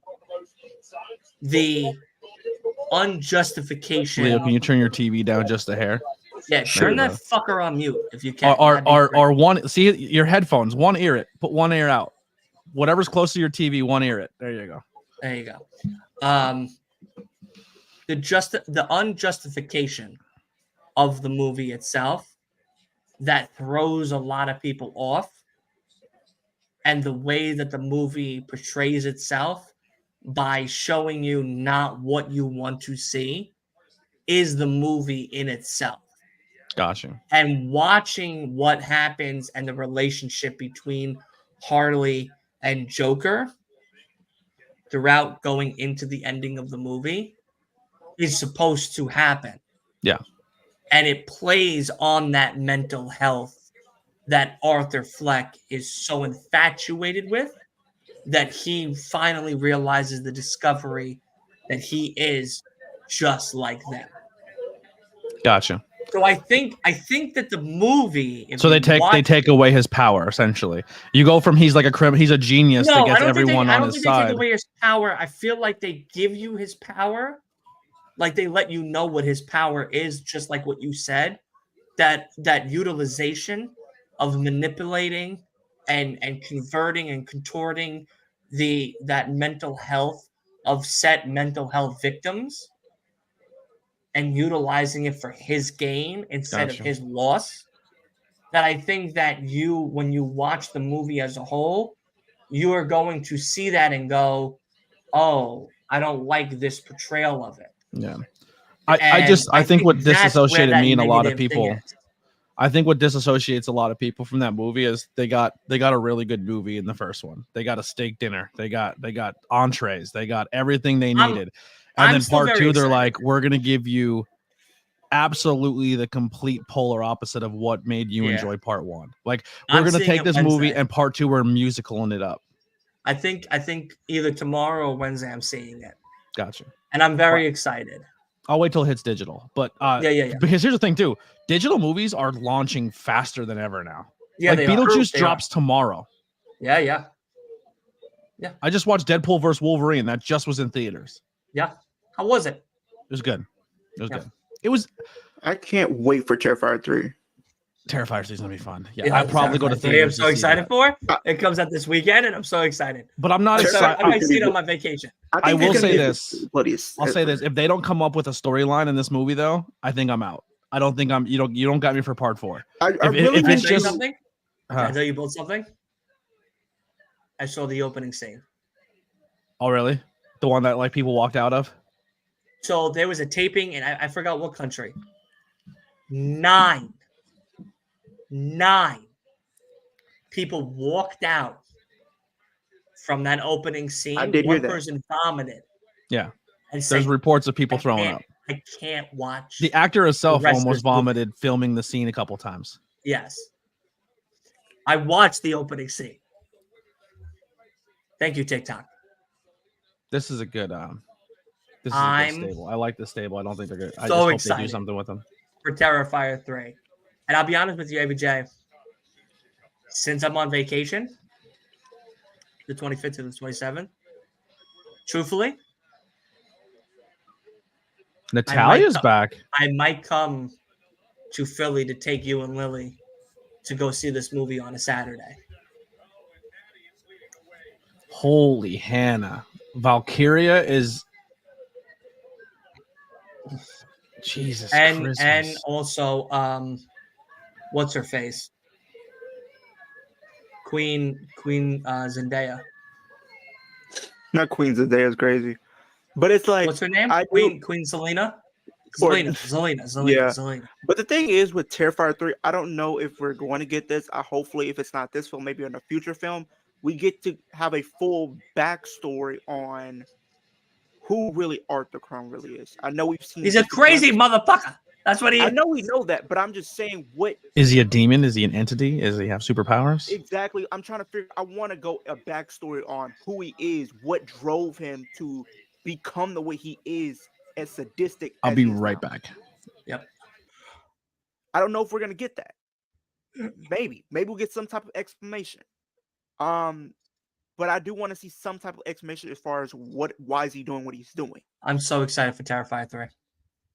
So, I know and you know what's funny? Art the Clown is in Modern Warfare 3 right now as a playable skin. Really? Ain't no way. I already bought Daryl Dixon. I bought Michael Myers. I bought the Cheech and Chong. And now I got to buy Art the Clown.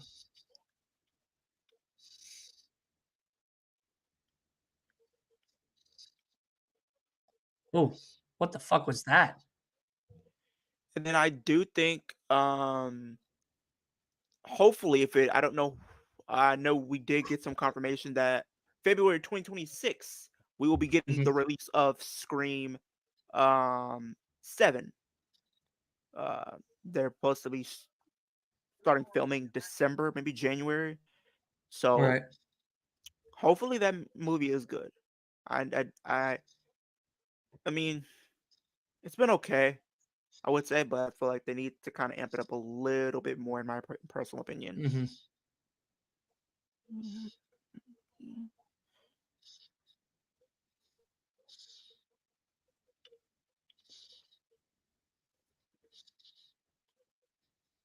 So we're getting Survivor Series early with these 5-on-5 matches or something, because that's what it seems like. Now they're on commercial, so this is what, 3, 4. Real quick, I just seen Raz's poster. Digital has made it easier for everyone to watch, but it has hurt physical media. I think physical media should just be for the people who want the physical media. I don't think you need to mass produce movies that are going to sit on hundreds and thousands of shelves and collect dust when you don't need to. I just think it's a waste of material that we don't need. Yeah, people aren't really buying DVDs or anything like that anymore. There's no space. What do you? I mean, I have a closet full of DVDs. I can't even go through them all to watch them because it's too much physical space and it overwhelms me. I can just go on a streaming service and click the button and be like, "There's my movie." You know what I mean? Like now, when the power goes out or no internet, you're good. But pretty much, yeah. And then I was just telling Dylan, we did get the confirmation in 2026. Scream 7 does come out. Hopefully that is hopefully it's good. Hopefully it's good. Well, it essentially lost the entire cast for the most part. I mean, well, Sydney is going to be in there, and Courtney Sydney Sweeney. Sydney. Yeah, but they literally rebooted the franchise without Sydney, and had really cool characters with Jenny Ortega and that whole family, and following that family, and then they lost all those actors, and now they're trying to save it with Nev Campbell. Now, okay, so this is one of the biggest discussions that I hear as far as Scream fans go. Do you think killing Dewey Riley off was too soon? No. I feel like it may have been too soon. I feel like if you wanted to do that, however, I think they should have killed Gale instead of Dewey. Reason why, if you look at the character perspective, there was more that they could have done with Dewey. I feel like if you look at he was half paralyzed. He was half paralyzed. I mean, yeah, but think about it. He's never had a one-on-one phone There's call. nothing to think about. He was half paralyzed. That would have been a cool moment if you would have had a Him one-on-one being phone paralyzed. Call. No, him having a one-on-one phone call with Ghostface, because they've never done that. They've always been doing that with a lot of main characters. He was not. They didn't do it with him. They always built him up as somebody that can't go up against a Ghostface and stand on his own. I wish they would have done his character a lot more justice, and I believe he didn't want to be killed off. Sidney didn't want it, and Gil didn't want it. I just want to say really quick. I know we're talking about Scream and horror movies and stuff like that. Where did our buddy Snake Eyes go? Did he leave us? Maybe. I am 19 subscribers away from 50. Ooh. Let's get it to 50 by the end of the month. We'll get it by the end. If we could do 50 a month, that'd be great. It'd be great. I'll even take 25. 25 a month. Let's get it. I don't get the purpose of this match. Me either. I didn't know it was happening. So you re-debuted Natalia in a 10-man tag. Well, real quick, has Natalia been back, or you're right there, back. Natalia? Make the goddamn tag. I think she's been back since. Oh, so she has been back. This isn't like a returning Natalia. She's been back for at least like 2-3 weeks now. Oh, okay. Never mind then. But like, I think Valkyria is too. I did hear an idea, too good to be in this 10-man tag. One of the ideas that I think people were talking about as far as Scream goes is them retconning the franchise, at least to where the 5th and 6th movies pretty much took place in a different storyline. I don't know if that's a good idea. I really don't think that's necessary. But maybe that's just me. Maybe I'm the only one that feels that that's a bad idea. Because I've been here, a lot of people think that's a good idea, which I don't think needs to happen. I think if you lost all those characters, you have to just you gotta pull the plug on that family story and start with something else. No, people are retconning it because they want to bring Dewey Riley back. I wouldn't change the whole movie to bring back one character. Does David Arquette bring that much to the franchise that you'd have to do that? He played a big key role. It's Dewey reporting for duty. I mean, here's the thing. If you look at the entire franchise, he played a big role in the Scream franchise. So I can understand that. And I can respect I think he made himself available to be in them, but I don't think he was like every Scream movie. It's like, all right, we got Dewey, but where's Nev? Where's this person? Where's that person? Where's Matthew Lillard? Like everybody asked for every other character but Dewey. You know what I mean? Really, like, people want him to come back. And I think people even said, he's the heart and soul of that franchise. And I can agree. What's going on, Lily? How are we? But I don't know. I have mixed feelings because if you brought him back, I feel like that would probably have a lot of people talking. Some good, some bad, because some people are going to be okay that he's back. And then some people are going to be like, what's the point? You killed him all just to bring him back. Then it's going to be like, well, if you want to bring him back, you might as well bring these other characters back then. I mean, you can still. I just think you get into that Halloween H2O resurrection territory where you're just muddying up the waters. Like Halloween has just essentially killed itself because they rebooted it 4 times. Didn't they do that with Friday the 13th at least once or twice? No, Friday the 13th's always been in the same continuity. They got a little wacky with them, but like Halloween goes Halloween 1, 2, 3 is a standalone movie. Then it goes 4, then I think they 5, and then 5 and 6 are its own movie, and then 2 other ones are its own movie, and then you have the re-retcons where it's Halloween ends, Halloween kills. Then you have the 2 Rob Zombie, like that movie that there's like 3 or 4 timelines on the Halloween franchise. Yeah, true.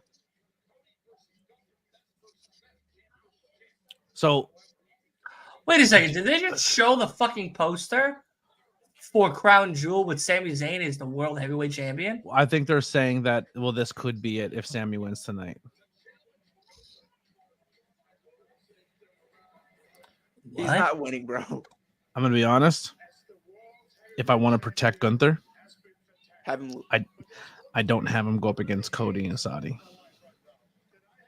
Unless it's WWE, it'll be a crazy finish. Unless someone comes and costs Cody the match and Gunther wins because of it, which i.e. will be like The Rock or a member of the Bloodline costs Cody and then he loses. Or Kevin Owens, yeah. But Gunther is not safe either because he could still have the threat of Goldberg looming. So there's that. If Goldberg gets back in the ring, I'm done. Yeah, I literally will stop doing wrestling content. I won't stop, but I will not participate. I will only focus on AEW. I will only focus on AEW and indie shows. Hey, don't. And my replacement for WWE will be TNA. I love me some TNA. They've been killing it, man.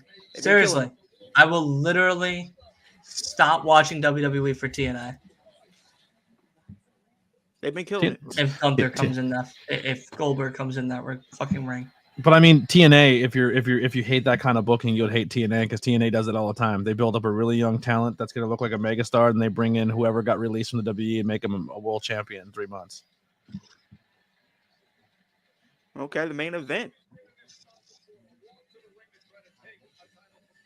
Yeah, we got about 27 minutes. Yeah. It's going to take me some time to kind of get used to this format for a while. It's been 2 hours. Did we get 4 matches? Is that was it? Pretty much. Yeah, the women's. Jay. Gunther. And Sheamus. And the tag 4 matches. The IC title. IC title. Gunther and Natalya and her team. 10-man tag. And then this. And the Donnybrook. So to make 5. That's 4. Well, once again, I haven't been World watching. Heavyweight. I haven't been watching Raw or WWE except the pay-per-view. But is Pete Dunne and Sheamus like an actual feud that people care about, or was that just let's put a match on together tonight? I think this is pretty much. It's been a feud, but it's not been worked well. Okay. The 10-man tag. Is there any correlation to any of those people in that match? Just the not that I know of. Pretty much just having pure feuds and collective feud, just a feud. The IC title match essentially just showing that Broad Breaker has his eyes back on the IC championship and Xavier's pissed at Kofi. And then we have this championship. So essentially storyline wise, we really pushed one story tonight. Pretty much. We didn't get any in ring. Do you want to go to bed?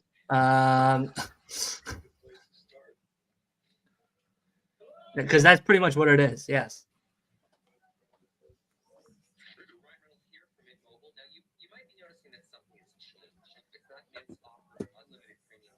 I'm just excited I have an hour to like hang out in the Discord with everybody after the show. Usually I have to go to bed right away. I slept all day today. When I got home, I took a nap from like 4:45 to 7:30. I was like, I'm gonna take a half-hour nap and then laid in bed, and I just like I have no purpose today, so I'm just gonna sleep the entire time. Yeah. Well, what time are you waking up in the morning? 4, 5. I'm up at now I'm up at 5:45. Summertime, I'm up at 5 a.m. Did you see the new painted center plate now? Yeah. Looks good, right? It does. I think it looks better than when It was just the gold. Mhm. Oh Lord, no, not somebody putting this up on Twitter. It's crazy. Somebody said, "Imagine if we do Goldberg versus Gunther and then have Bret Hart as a special guest referee." No, thank you. I'll pass. Sure. Why not? I mean, WWE fans love nostalgia, so why not?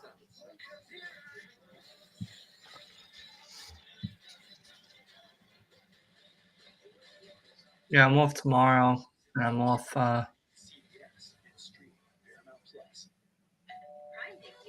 You should do I a will Dancing with the Stars never. watch along. I will Yikes. never, ever do a Dancing with the Stars watch along. See Henry, I'm not sure whose channel you're watching on, if you're on mine or anybody else's here, because we're multi-streaming to 100 places. But I did a channel giveaway, membership giveaway, and you won it, C Henry. So you have access to a ton of content that nobody else has access to. I think when I gave away the memberships, it gave away the $5 tier, which gets you early access to all my content. So enjoy that.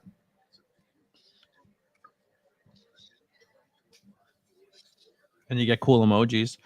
I just put the brand new tag team championships as an emoji. That's pretty fun. I'll probably do another giveaway. I'll be right back. I gotta use the whole latrine. I'll be right back. Oh, the dog popped up. Like, oh shit, where you going? Did she? Did she pop out? Yeah. When you pulled your seat back, she lifted her head up. Oh, I must have woke her up. That's why, because she's looking at me with one eye open and an ear up. Like, what the fuck you doing? So, all right, I'll be right back. All right. But yeah, I don't know. I just think for me right now, WWE, I can't grab a hold of any of the storylines or characters right now. Like I'm just not into it. I mean, it takes time. I will say that it just takes time. It just, you gotta find what you're kind of interested to. I think one of the things that I do like, I mean, NXT wise, is Obafemi. I think Obafemi has pretty much been doing some great stuff right now. I have to watch NXT this month. I have to at least give a shit about it this month because we got tickets to Halloween Havoc. Oh, cool. Hopefully Yeah, that show is good.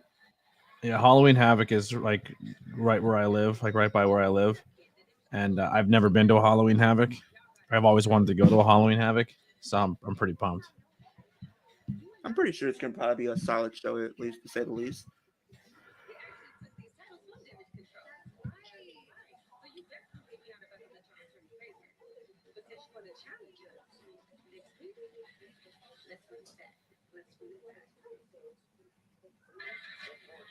I'm gonna be honest. I think even like character development wise, I think Jade has lost a step.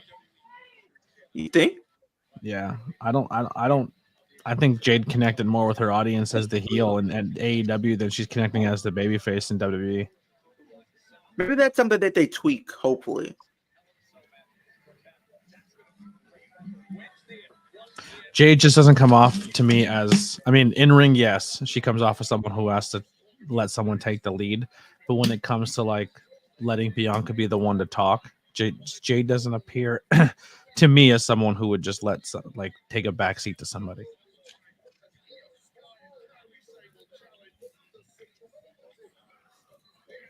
I think they wanted to turn them a while ago, but I just don't think Jade's ready yet. Which is crazy to say or think about because how long has it been now?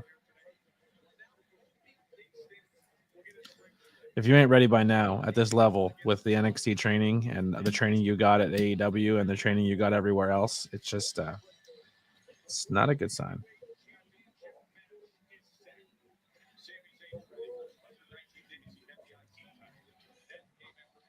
So we're probably about to get at least 20 minutes less, maybe like 15 minutes of entering action. Yeah, most likely.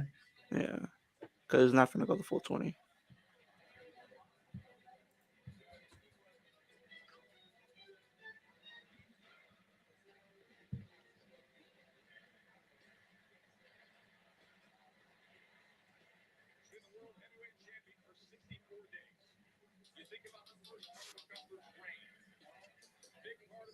was focused on one of the challenges in the industry. Randy Orton, he aced that tough test in the match early, retained that gold. But the next part of his reign, it's really been him wanting to swat away what he feels is a pesky Sami Zayn. And it took him reflecting on his father's disappointment at WrestleMania for Gunther to arrive at this. It just bothers me that this match has been done so many times. It's just like this is where we are. Like this is a match again. Like it's too much. Too much in too tight of a window.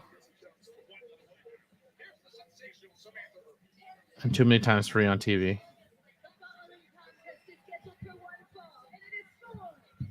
But it's good to see the world champion I guess being showcased on television. So, what'd you say, BJ? I said I think this matchup's been overdone. Yeah. See, I would have. This is just my booking. I would have Sammy beat Gunther tonight with the assistance of Goldberg. Set up Goldberg Gunther in, if not Saudi, in Germany. Or they already did the Germany show, didn't they? Bash in Berlin already happened. Yeah. So then Saudi happens in Saudi because they love their legends. And then I would send Cody and Sammy into Saudi Arabia. I know it sucks for Sammy to have it done twice, but then I would have The Rock or somebody come and distract Cody, and Sammy gets the win for that championship, and then try to keep Sammy somewhat happy so he re-signs his deal.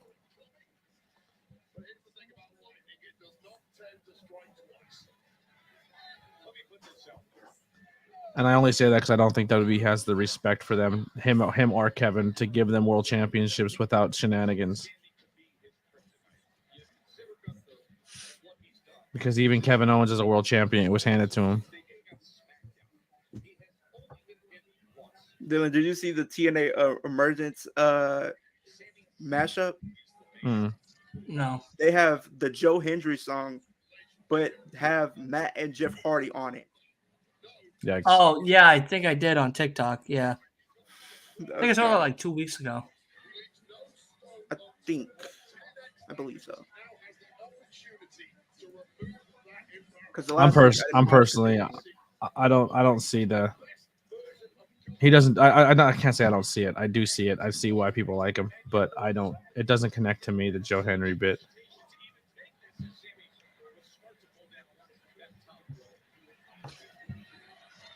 How many fucking commercials have we had? Oh, we had 8.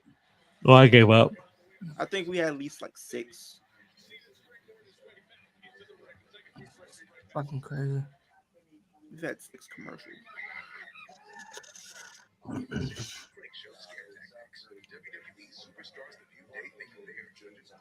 Are you going into the Discord after this? Yeah. All right. I'm trying to be more active in there. I've been slacking for a while. Well, you've had a lot going on, so I don't really, blame you for slacking.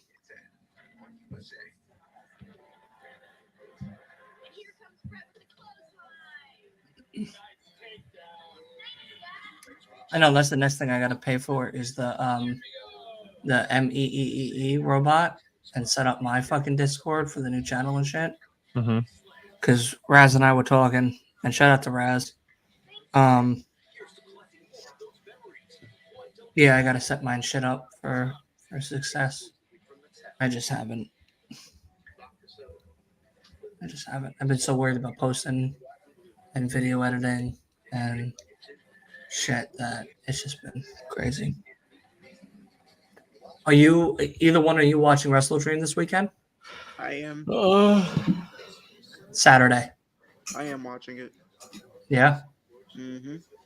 I'm still debating if I'm going to PPW or if I'm going to a band championship competition deal. Okay. I have to All see. right. Well, because I kind of wanted to have a guest this week for the pod, talking about WrestleDream and some other topics that I didn't get a chance to talk about last time on the first pod. So maybe Leo, maybe you'll, if you're available Sunday, 7 Sunday. Okay, then that's what we're doing. 7 p.m. my Yeah, I time, should which be able means to. it's 6 p.m. I'm only doing like an hour and a half show tops. I Yeah, try should be to able end it by like 8ish, so that way people can go and do other shit, watch ABJ shit, watch your shit, watch other people's shit. Because I know I could talk for fucking 7 days and whatnot. So I want everyone else to fucking succeed. Yeah, I should be able to be home for sure. Yeah, because I'm doing the watch along with Asa and Kay from No Bones because I have The them Wrestle on. Dreams. Yeah, I have them on for the predictions pod. That's Thursday, and then I figured I'm gonna do the show with them. Like I had Byron on for the WWE show, and then I joined you guys for Bad Blood. I'm gonna do the same thing for Ace and them because like I figured like a lot of my friend group that I have that I've met along the way when doing the old channel, the Last Week in Wrestling channel. A lot of them are either both shows or they do one show.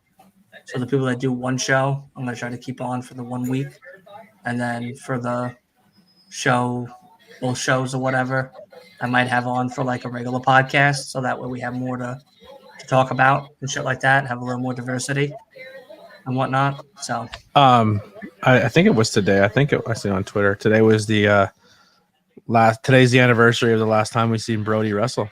Brody Lee. yeah, today. Yep. Yeah, against Cody Rhodes.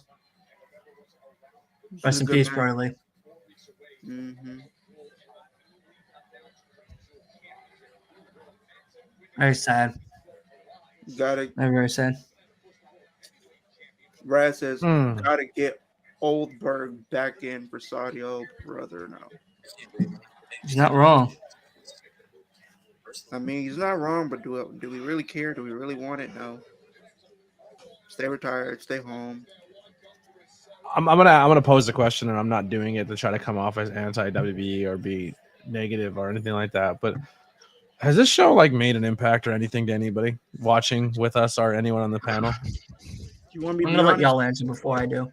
You want me to be honest? No. I mean, I don't know if it's the 2 hours, but the show. I mean, yeah, it's gone by, but it's really like there's no really stories that's really developed. I'm gonna be honest. This is like a typical Raw for me, whether it's 2 or 3 hours. I'm glad it's only 2 because I don't know if I can handle a third hour of just senseless stuff. But or like matches that are, I don't know. Just the WWE feel is not for me. I think I like the fact that it's 2 hours.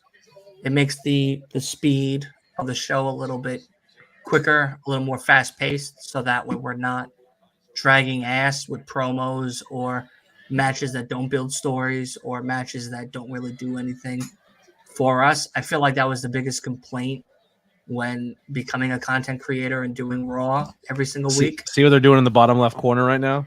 Yeah, I That's like perfect. that. I don't need a video package every time you want to tell me that information. Yeah, no, I like that as well. I like the 2 hours. I like that it's a little more condensed and tightened.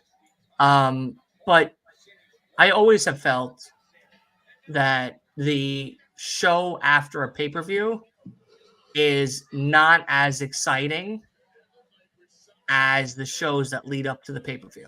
Which I think is a mistake. I think you should end your go home show should be exciting, and your return show after a pay-per-view should be exciting. Yeah. Because then you build the next set of stories after this pay-per-view, and I don't think they did that. No, 100%. I think that we're at a point where if you watch Bad Blood and you've never watched wrestling before, and then you tune into tonight's Monday Night Raw, are you sticking around? Probably not, because they really haven't had any follow-up. The matches have been okay. I didn't write anything down.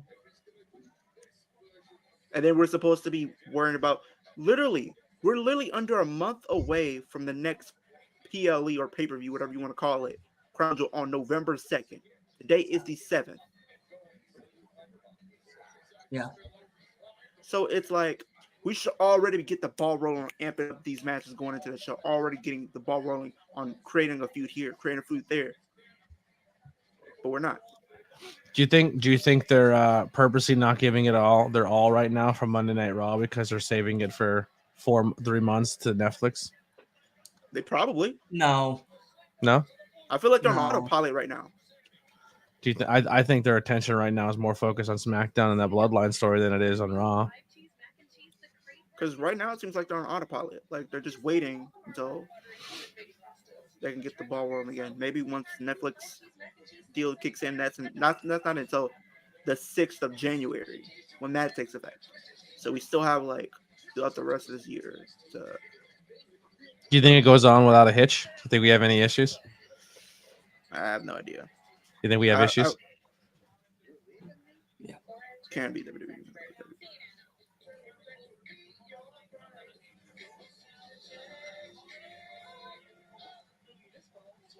Here's another question. When the Peacock deal ends and WWE gets out of Peacock and maybe goes somewhere else, do you think WWE keeps the model of giving you away all their PLEs for free? No. I don't either. They're probably going to go back to doing like I used to do. We get to pay. Yeah, I think we go back to paying. I think we go back to paying. I think it's TKO. I think TKO is going to be like, nah, we're going to make money on pay-per-views again. Yes, 100%. What the fuck are you drinking? It's the last bottle. My guy. Why are you putting your body through that? I don't think it's bad. I just think it tastes like regular Coke Zero. The cookies are disgusting. I don't know if it's weird, but I can drink, your regular Coke. Thank you. But I'm more of a cherry Coke guy. I don't know if that's weird. Cherry Coke is a good one. Vanilla Coke. Oh my god, you're fucking weird. That's why you had those shit ass takes. Now it makes sense. That fucking vanilla Coke is what's fucking rotting your brain. I like vanilla Coke. If you can get cherry vanilla in those fountain machines, that's even banger. But the best soda on planet Earth right now. No questions about Dr. it. Pepper. Don't add me. Don't at me is fucking cream Dr. Pepper. You know what's funny? One of my stores that I service, the gentleman that manages it does like vending machines, not vending machines, does concession stands for his son or daughter who plays sports at the school. And he told me today, actually, he was like, you have no idea how many people buy Dr. Pepper. Dr. Pepper has become like the second most popular soda in the world right now. It's beating Pepsi, I think. Yeah, he goes, I sold more Dr. Pepper and Dr. Pepper products at that concession stand than I ever have in my entire life. Yeah, and I said, really? And he goes, Dr. Pepper's on the come up. I like Dr. Pepper. The new bottle design looks like the Nuke Cola, and I don't know how to feel about it. I feel like Dr. Pepper is the soda that could survive a nuclear holocaust. Yeah, it's a fucking If there's a soda that can make it, strawberries and cream is fire as well. Absolutely, Willie. Yeah, it's really good. Another great soda in the fountain machine, the Coke specialty fountain machines that I wish they would actually make bottles of it, and I'd buy it in a heartbeat. Mellow Yellow with the peach flavoring. You have no idea what you're missing. It's I believe it's probably good, but no. Peach Mellow Yellow. I get it. If I'm at a Burger King and they have the specialty soda machine, peach Mellow Yellow, please. It is banger. I just like Mellow Yellow in general. I think Mellow Yellow is so underrated. I think I have had that before. I had a 7-Up for the first time in like 15 years, not too long ago. Oh God, did you hate yourself after? No, I don't mind 7-Up. I remember when I was a kid, I had the "Make 7-Up Yours" T-shirt, and I thought it was the funniest thing ever. Are you old enough to remember that slogan, that marketing? What? The "Make 7-Up Yours." It said on the 30 front of now. the shirt, "Make 7," and then on the back it said, "Up yours." No. Yeah, it was like an up yours, buddy. Like, but make 7, up yours. It was a dumb marketing, but I loved it. I thought it was stupid and funny. I'm waiting for the Krabby Patty to come out on Wendy's. Was that a thing? Yeah. Wendy's is doing a SpongeBob themed Krabby Patty meal made the same exact way that it is in the SpongeBob TV show. Is it actually crab meat? No, Is it a burger? It's most likely a Dave single with like special sauce, and that's it. Yo, we That just hit was a good. halua kick. I remember the burger that they did, the loaded nacho burger. I think I did that, and that was decent. The nacho burger was fucking fire. I had it, and I actually Like if got you the- wanted, Gunther just no sold 2 halua kicks. if you wanted your chili ring to be set on fire and a nice body cleanse, you buy a nacho burger. What were the Halloween burgers that one time at the nightmare the black burger at Burger burgers? King? Remember And that? Yeah, that, or like Burger made King you did the, shit green. Yeah. It's the nightmare burger. They did that at Burger King. Was it the nightmare Whopper? I think something like that. If I'm not mistaken.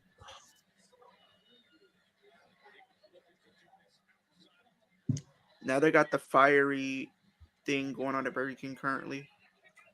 Yeah, I'm starting to get tired of the fiery menu items.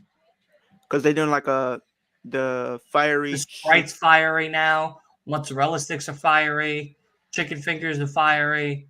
French fries are fiery.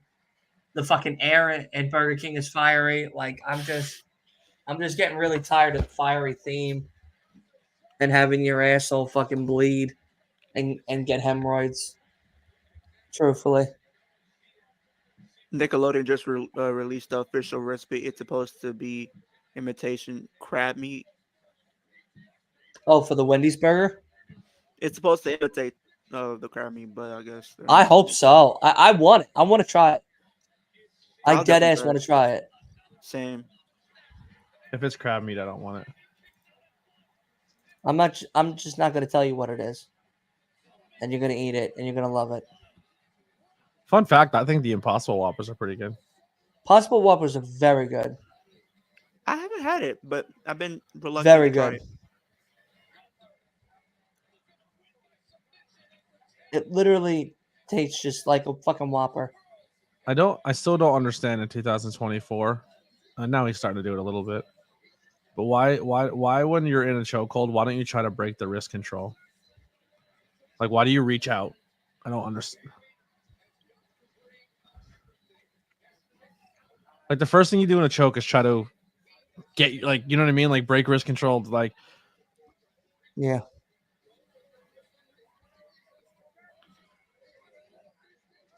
If Sammy wins, are we gonna be excited? I would like to see Sammy as the world champion, but I think they should have gave it. I think that, like, at one point in time, he was the hottest guy in the company. But I didn't believe for a second he'd be the guy to beat Roman. That's it. Over. Yep. That's it. Another one.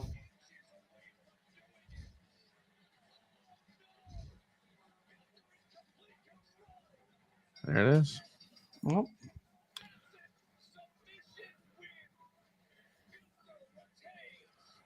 It seems like every time Sami Zayn has a world title match and he doesn't win, people are just so pissed.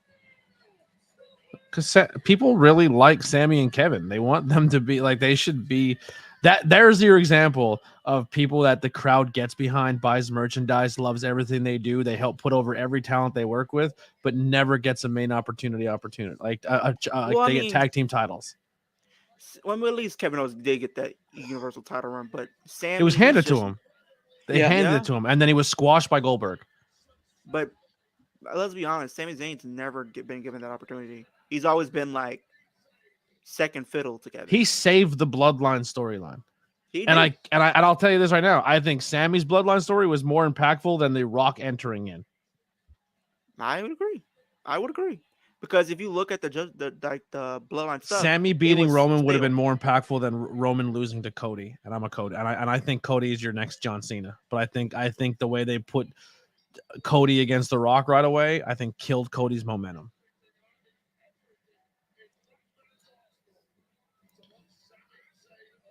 You don't take your brand new upstart babyface and have him go toe to toe with a old school legend.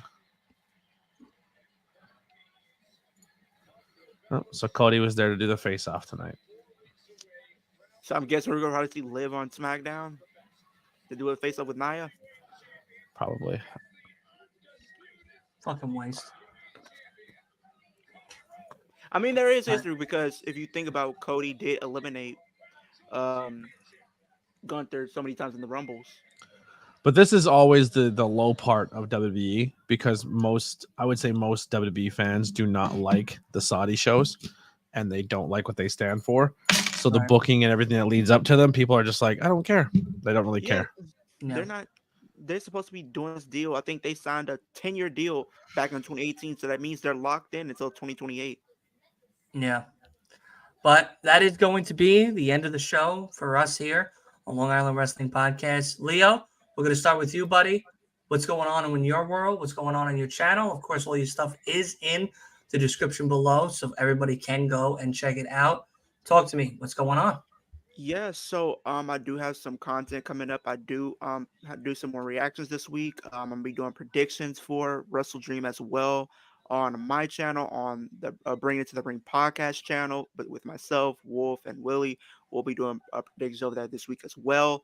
I'm also going to be doing some horror content since we are in the month of spooky season, in the month of October. So tomorrow, myself and another fellow horror fan, Hayden, we will be ranking the characters of Scream from the original Scream up until Scream 6. So we'll be dropping that tomorrow.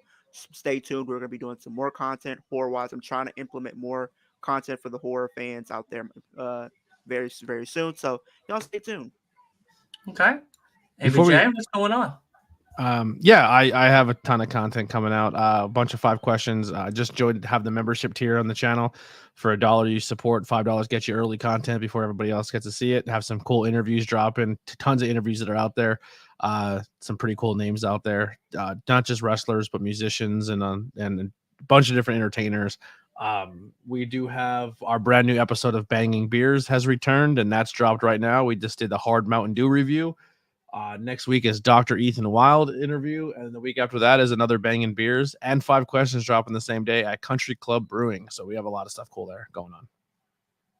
Alrighty, wow, I'm happy for you guys for sure. I appreciate the both of you coming on and hanging out with me. We're going to start doing these watch-alongs, of course, every single week to make sure that you guys are always tuning in. Make sure you turn on post notifications, hit that subscribe button, and of course, show some love to everybody here that came and hung out with your boy tonight, ABJ, as well as Kicking It with Leo, and of course, Bringing It to the Ring podcast. So make sure you go ahead and check that out. Leo, you got to let me know when I'm on that show. What the fuck? Willie and Wolf. We're going to get you on.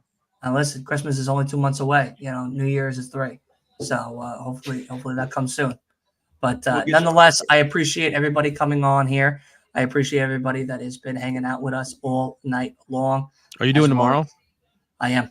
Yeah. Tomorrow night, 8:55. We are going to be doing. Thank you. That's a perfect segue into the show. We are going to be doing the Dynamite Title Tuesday watch along right here on the Long Island Wrestling Podcast itself. It is Title Tuesday, and it is a different start time tomorrow night, not Wednesday, 9 p.m. Eastern time. So make sure you guys tune in at 8:55 Eastern time because we are going to be doing that, going there. And of course, Friday Night SmackDown, we are also going to be doing a watch along for that. And this coming Thursday, that's right, since this Saturday is going to be AEW's Wrestle Dream itself pay-per-view. We are going to be doing predictions. It will be myself, it'll be Asa, it'll be Kay, all from No Bones About Wrestling. So make sure you check that all out. And of course, run up those numbers for the brand new solo pod that just came out this past Sunday. New show, same shenanigans. It was just myself talking about everything that's been happening a little reason why I have left, and of course, a whole lot more, including the bad blood predictions and some afterthoughts as well. And of course, please, everybody, I know we're on the WWE program right now because we just did WWE Monday Night Raw, but this is the real Tribal Chief. Make sure you say hello to the real Tribal Chief, my guy, MJF, my next door neighbor, and of course, my guy in arms. Nonetheless, ABJ, Leo, thank you guys so much for joining us. Make sure you guys show a little bit of love and support on all of their channels and everything that's coming up on their stuff. We do not want big AJ in AEW. Nonetheless, we are going to get the fuck out of here because he signed a contract with QT Marshall. Not happy about it at all. We are going to get out of here. Thank you guys so much, and we'll see you tomorrow night for Title. Rain cooking up, no rocks in the pan, watching the plan form in the sand, bidding castles out of thoughts in our head, late nights, no sleep in my bed, trying to see my dreams manifest. Look at that, now look at that, we nice. Put the past on ice.